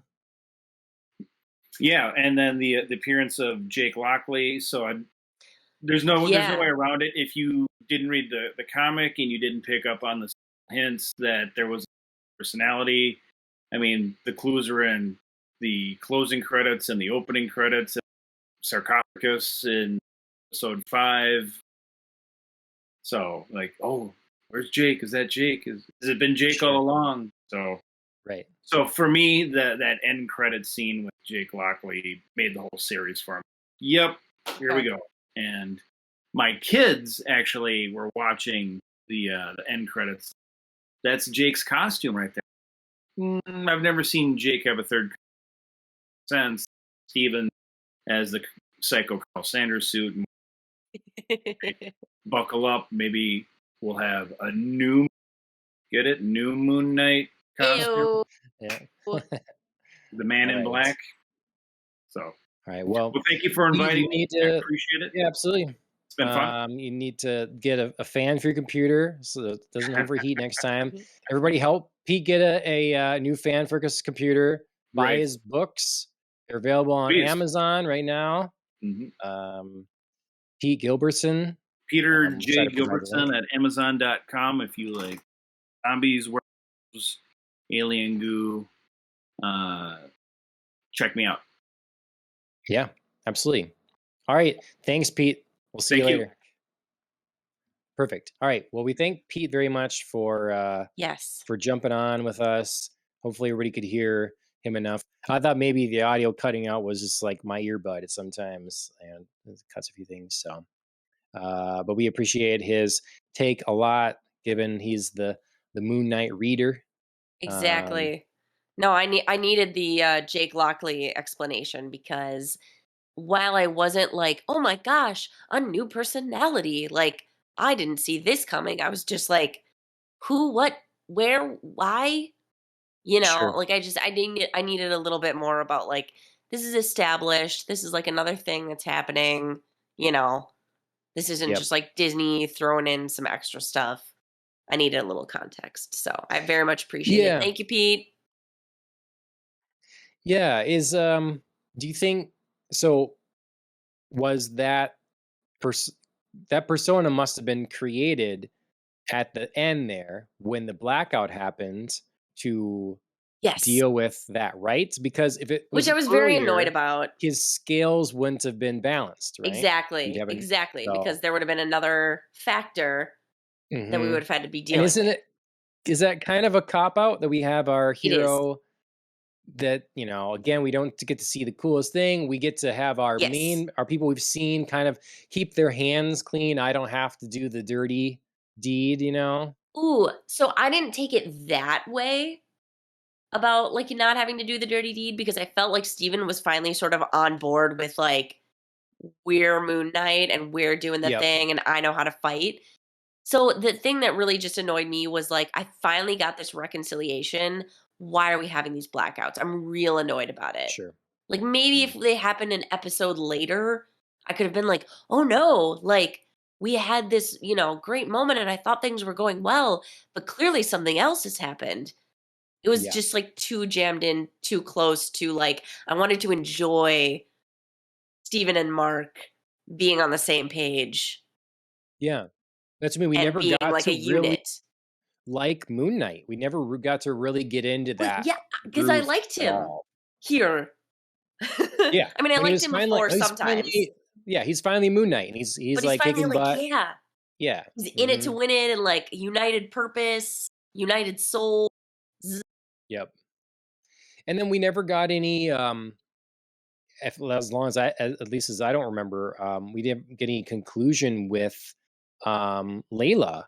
We had the kind of awkward bits with Layla Yeah, flirting with Steven, and then they die, and then they come back. We never get any yeah, like, are they going to be together? Is the marriage going to work out here? How is this going to work between the right. three of them? You know, we Who? don't address Yeah, any of that stuff. yeah. I mean, they're finally united in like purpose, kind of brotherhood spirit. Like, are they sharing Layla? Is this like we accept? It's kind of a weird like we are the same person, but we're not the same person, but we are the same Right. person. So how do you delineate lines there, and how do you define Yeah. your relationships?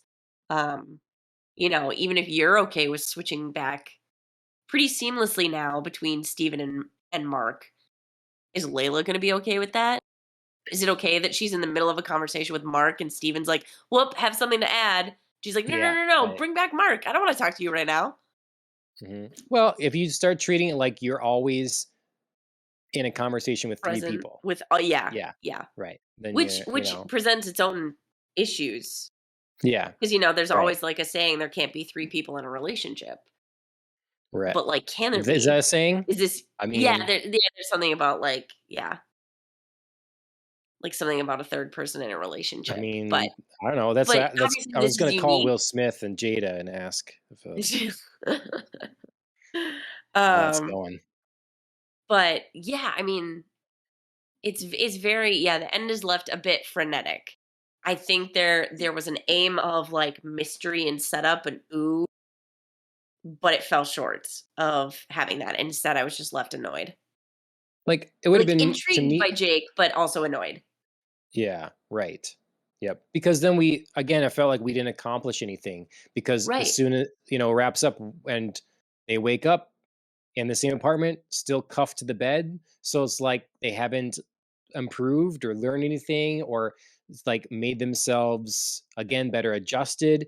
Layla right, wasn't there with them, right. and so it's just we're back to the bachelor pad. We're back to like we forgot stuff. Well, and, like, the things that you pointed out, like, we could have been back to that bachelor pad and Mark being like, "This is really where you live," and blah, blah, blah. That would have been funny if he didn't wake up, like, chained to the bed. If he was just, Right. like, in bed, chilling, or, like, Layla was up making coffee or, Yeah. laying beside him. Because that's actually what I expected to see. I thought, like, "Oh, Yeah. there's a different shape in the bed. Maybe Layla's there." There would have Right. been some, like, we made progress. Obviously, we're not perfect and, you Right. know, we're not solving the whole issues of, like, our now blended personality or our now blended being. But, yeah, progress would have been nice, and it would have been nice to, like I said, enjoy it just a bit longer. Just Mhm. like a hair, because we never really did the entirety of the series.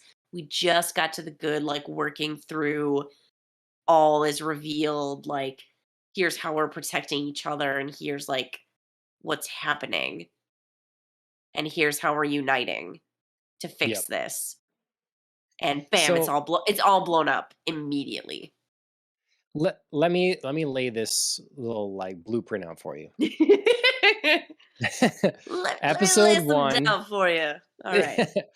Episode one, we open on Moon Knight chasing a werewolf up to Pete standards across the rooftops. And Yes. he is running him down, and he's like, there's a pack that ends up coming after him. There's more than one. He's got to fight all these things off, and is it awesome? It's the hook we need. It's wow, this is Moon Knight. Then we wake up and we have like for this person, which we presume is Moon Knight, but we wouldn't technically know, Sure. is like going off to his work or whatever. And we have, like, how is this person going to be? He can start getting into some intrigue and he doesn't exactly, know what that's about. Maybe he's seen the crimes, like did damage from the Sure. chase the night before and all that stuff, but he's going about his business in his like, conference room meeting whatever, and we can start seeing how he's getting introduced to some sort of nefarious plots and things going on in his side of office life Sure. that's going to intermingle with what Moon Knight is having to deal with, with Mark Spector, what Mark Spector is having to deal with.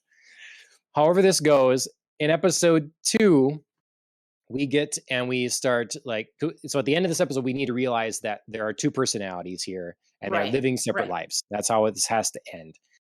Episode 2 can begin with something more like what we saw in episode 5, where we see why they split these personalities and where they Sure. came from.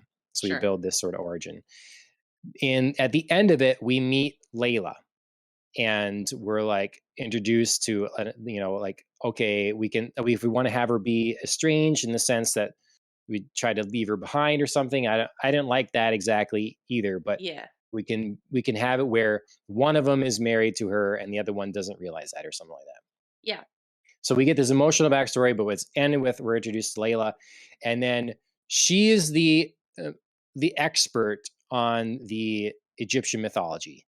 So from the corporate side and from the like evil Moon Knight facing villains side, We have Sure. something come together, and Layla has the knowledge because she's not going to be Layla in my version. She's going to be the character that she is in the comic books with the archaeological father that then knows all the shit about this. Sure.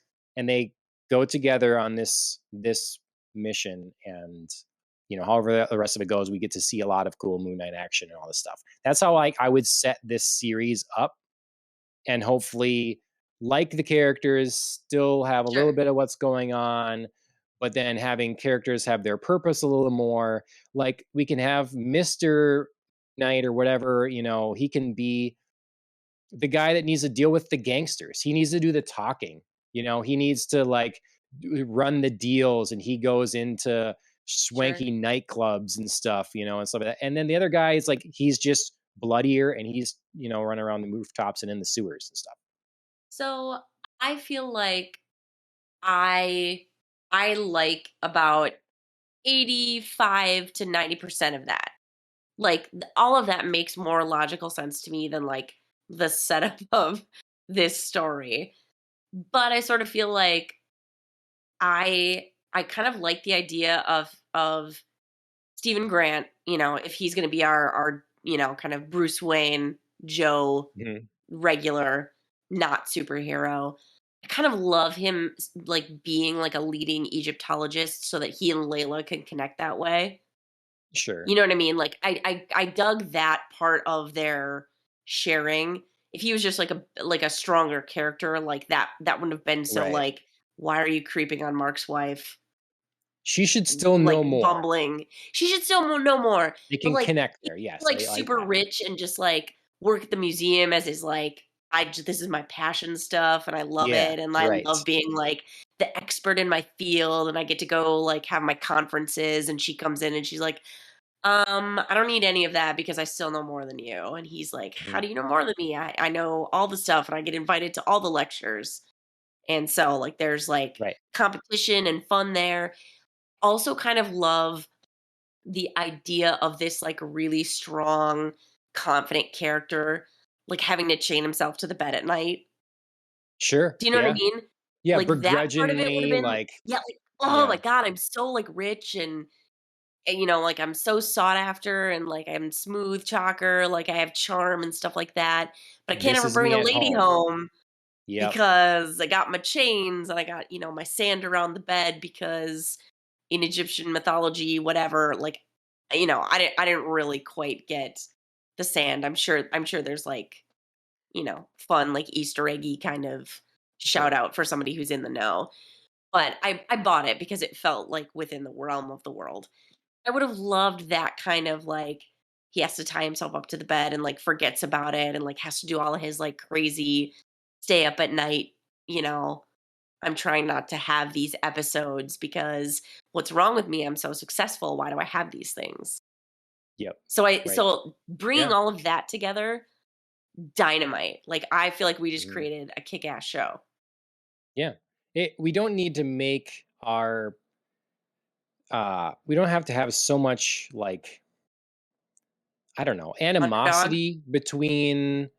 Like the pity friction. for him is too much. Yeah, and then so much friction between our three characters. Yeah. Like, because like you said, that would be interesting thing that's internal conflict on his own persona, that he has all this success yet is, is shackled in his own way, literally.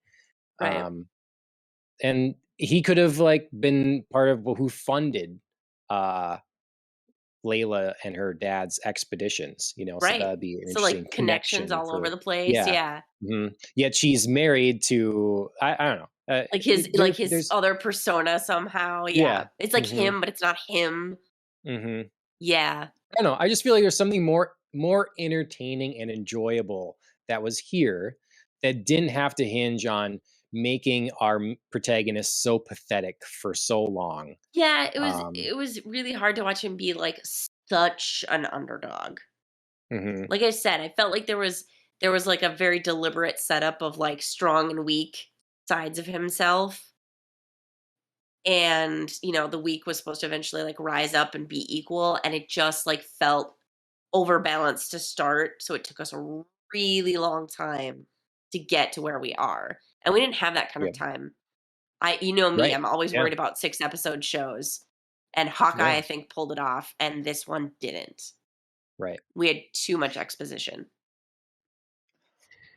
I just wanted to leave the show really liking Moon Knight, if nothing else.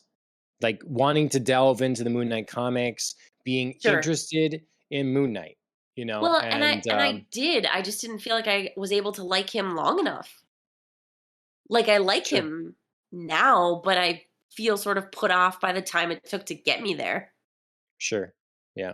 And if we'll get a season 2, I don't know. And Yeah. I still won't forgive the kind of what seems like amateurish behind the camera sort of things, the imitating the rooftop chase in was it in Egypt at that Oh, point? I'm not sure if it yeah. In was or Cairo, whatever. yeah.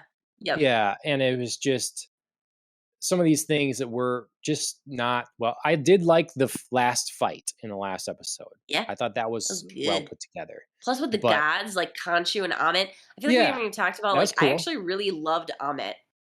Like once I got used to like Tawaret and the Hippo lady being like a Yeah, thing, then Amit came in and was that much cooler.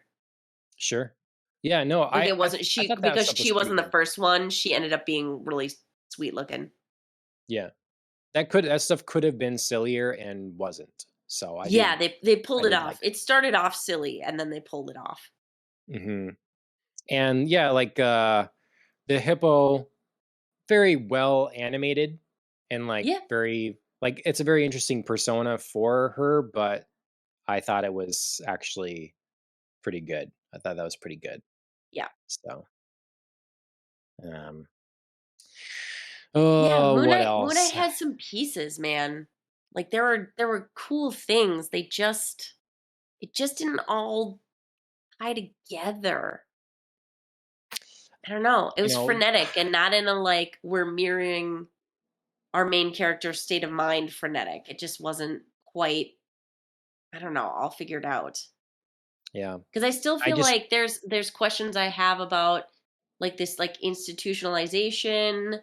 Where does Harrow fit in like in an institution? oh, Do you know what I right. mean? Like Yeah. doctor patient, Yeah. like does he know his own reality? That was Yeah. a big step to introduce for him and a big switch for his character that we now have like also wildly pulled away from in the Yeah. last few moments introducing Jake Lockley. Yep. So that was really hard for me. Yeah. Yeah, and then they kind of set it up almost like you could think was a lot of this stuff just in his head. I mean, I don't think so, but it Yeah. could have been. They got trippy and mind gamey at the end. So, Yeah. um, okay, well, I'm sure I will think of more things to say over in the coming weeks about this show. Sure. Ultimately, I don't know my expectations. I don't know where they were at. My hopes were high, I think. Sure. My expectations were kind of low. My hopes were high. Sure. So, So you said you where know your order. Yeah. I do, It's yeah. I do, yeah. So I am putting Moon Knight. Yeah, I'm gonna put Moon Knight above Falcon and Winter Soldier. Falcon and I Winter think Soldier that's still last for me. I think that's what I do too. Because And I this hate it show because I was love still Sebastian Stan, but like the sure. show did not do him any favors.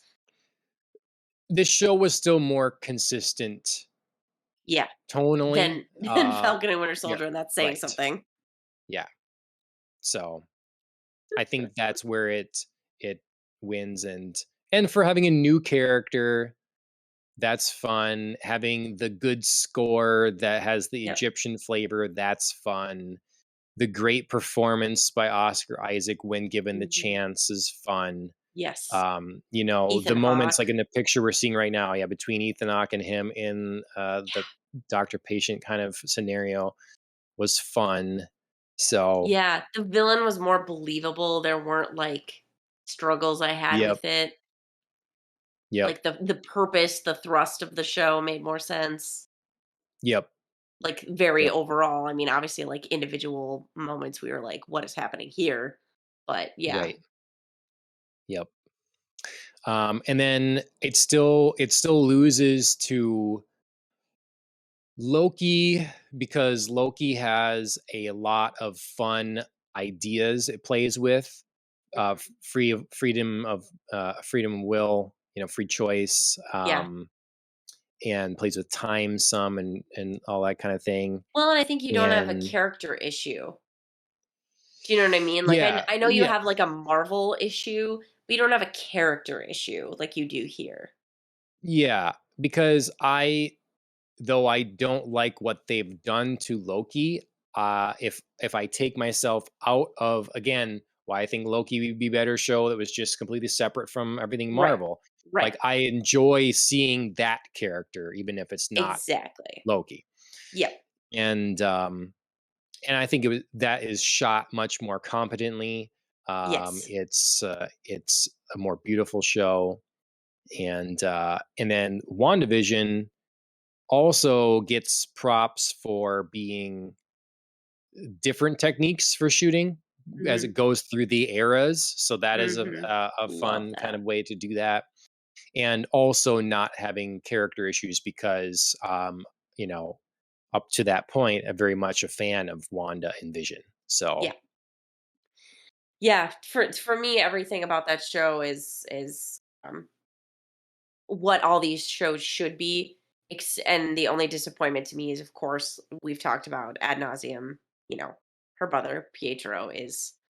There's a whole chance to use Evan Peters to do a X-Men setup, and they didn't. And like now we know that they can do X-Men, so it makes me even crazier that they wouldn't do it for mhm. WandaVision. So that's my only. I mean, I Well, know it's kind of large, but it's my complaint with WandaVision, and sure. everything else just kind of like fades for me. I will say I will not hint at or spoil any of the things from the new Doctor Strange movie, but I will say I've heard a number of sizable spoilers, and they don't make Yes, me happy. Um, sure about where things are going. yeah. Yeah, So, um, yeah. but Marvel's maybe gotta stop and take stock and maybe right a sinking ship because we've been praising Marvel for so long about what they've been doing, and I don't know, they just kind of need to get some of their mojo back. yeah, yeah. I just, we've gone too long without an Avengers movie that's writing, steering, setting the course. Yep. Yep. And there was a really cool thing in the way that, like, Thor and Captain America and Iron Man had their origin stories, and they Before were coming together. self-contained but also felt like it really was part of the same thing and moving forward. I don't know. I Yeah. I think um there was always because there was always that thing to look forward to at the end of each movie. You know, that like mhm, thing about like what's the next thing? That little scene at the end where you were all like, we all gotta wait till the end credit scene because we're gonna get the next piece of the puzzle. So it was yeah, like solo stories that you knew they weren't really. yeah. I feel And like that there's was no part of the puzzle fun. now. Yeah, They're exactly. just pieces. There's no like end credits like, ooh, what are we getting next? Because Mhm. I mean, I felt like that was very unifying for audiences to Yeah. like all wait till the end.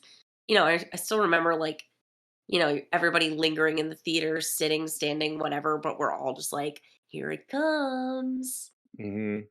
So Cuz we don't whatever have we that get now. now hasn't been meaningful or had a payoff, Yeah. you Well, know? and it's kind of less fun. Like the end credits scene here for Moon Knight is an example. I'm not faulting Moon Knight only for this. I'm just saying like because we're talking Moon Knight. The end credits scene is about Moon Knight. Right. You know what I mean? Like if it was about something else, we could have been like, "Ooh, next thing." Mhm. And now we're just sort of like, that was weird. That was Yeah. Are we ending on this weird note, or are we signaling a season 2? If I'm not, thinking we this is don't very get it weird. to. Because what are you gonna do then Yeah. with a season 2 if you bring in this new character now? Are we gonna go through the same thing again where the other 2 are just We blanking have all to the time? reconcile a third personality, Yeah. please no. Like, how tedious is that? Yeah. I mean, I don't So, know. Disney, Marvel, whoever makes decisions that, I don't see coming all the time. So who knows? I yeah. I for sure didn't see a Loki season 2 happening, even though I think it deserves it. I was shocked out of my mind when they said they were going to do it. So I don't know. Yeah. Well, We'll that's, see. yeah.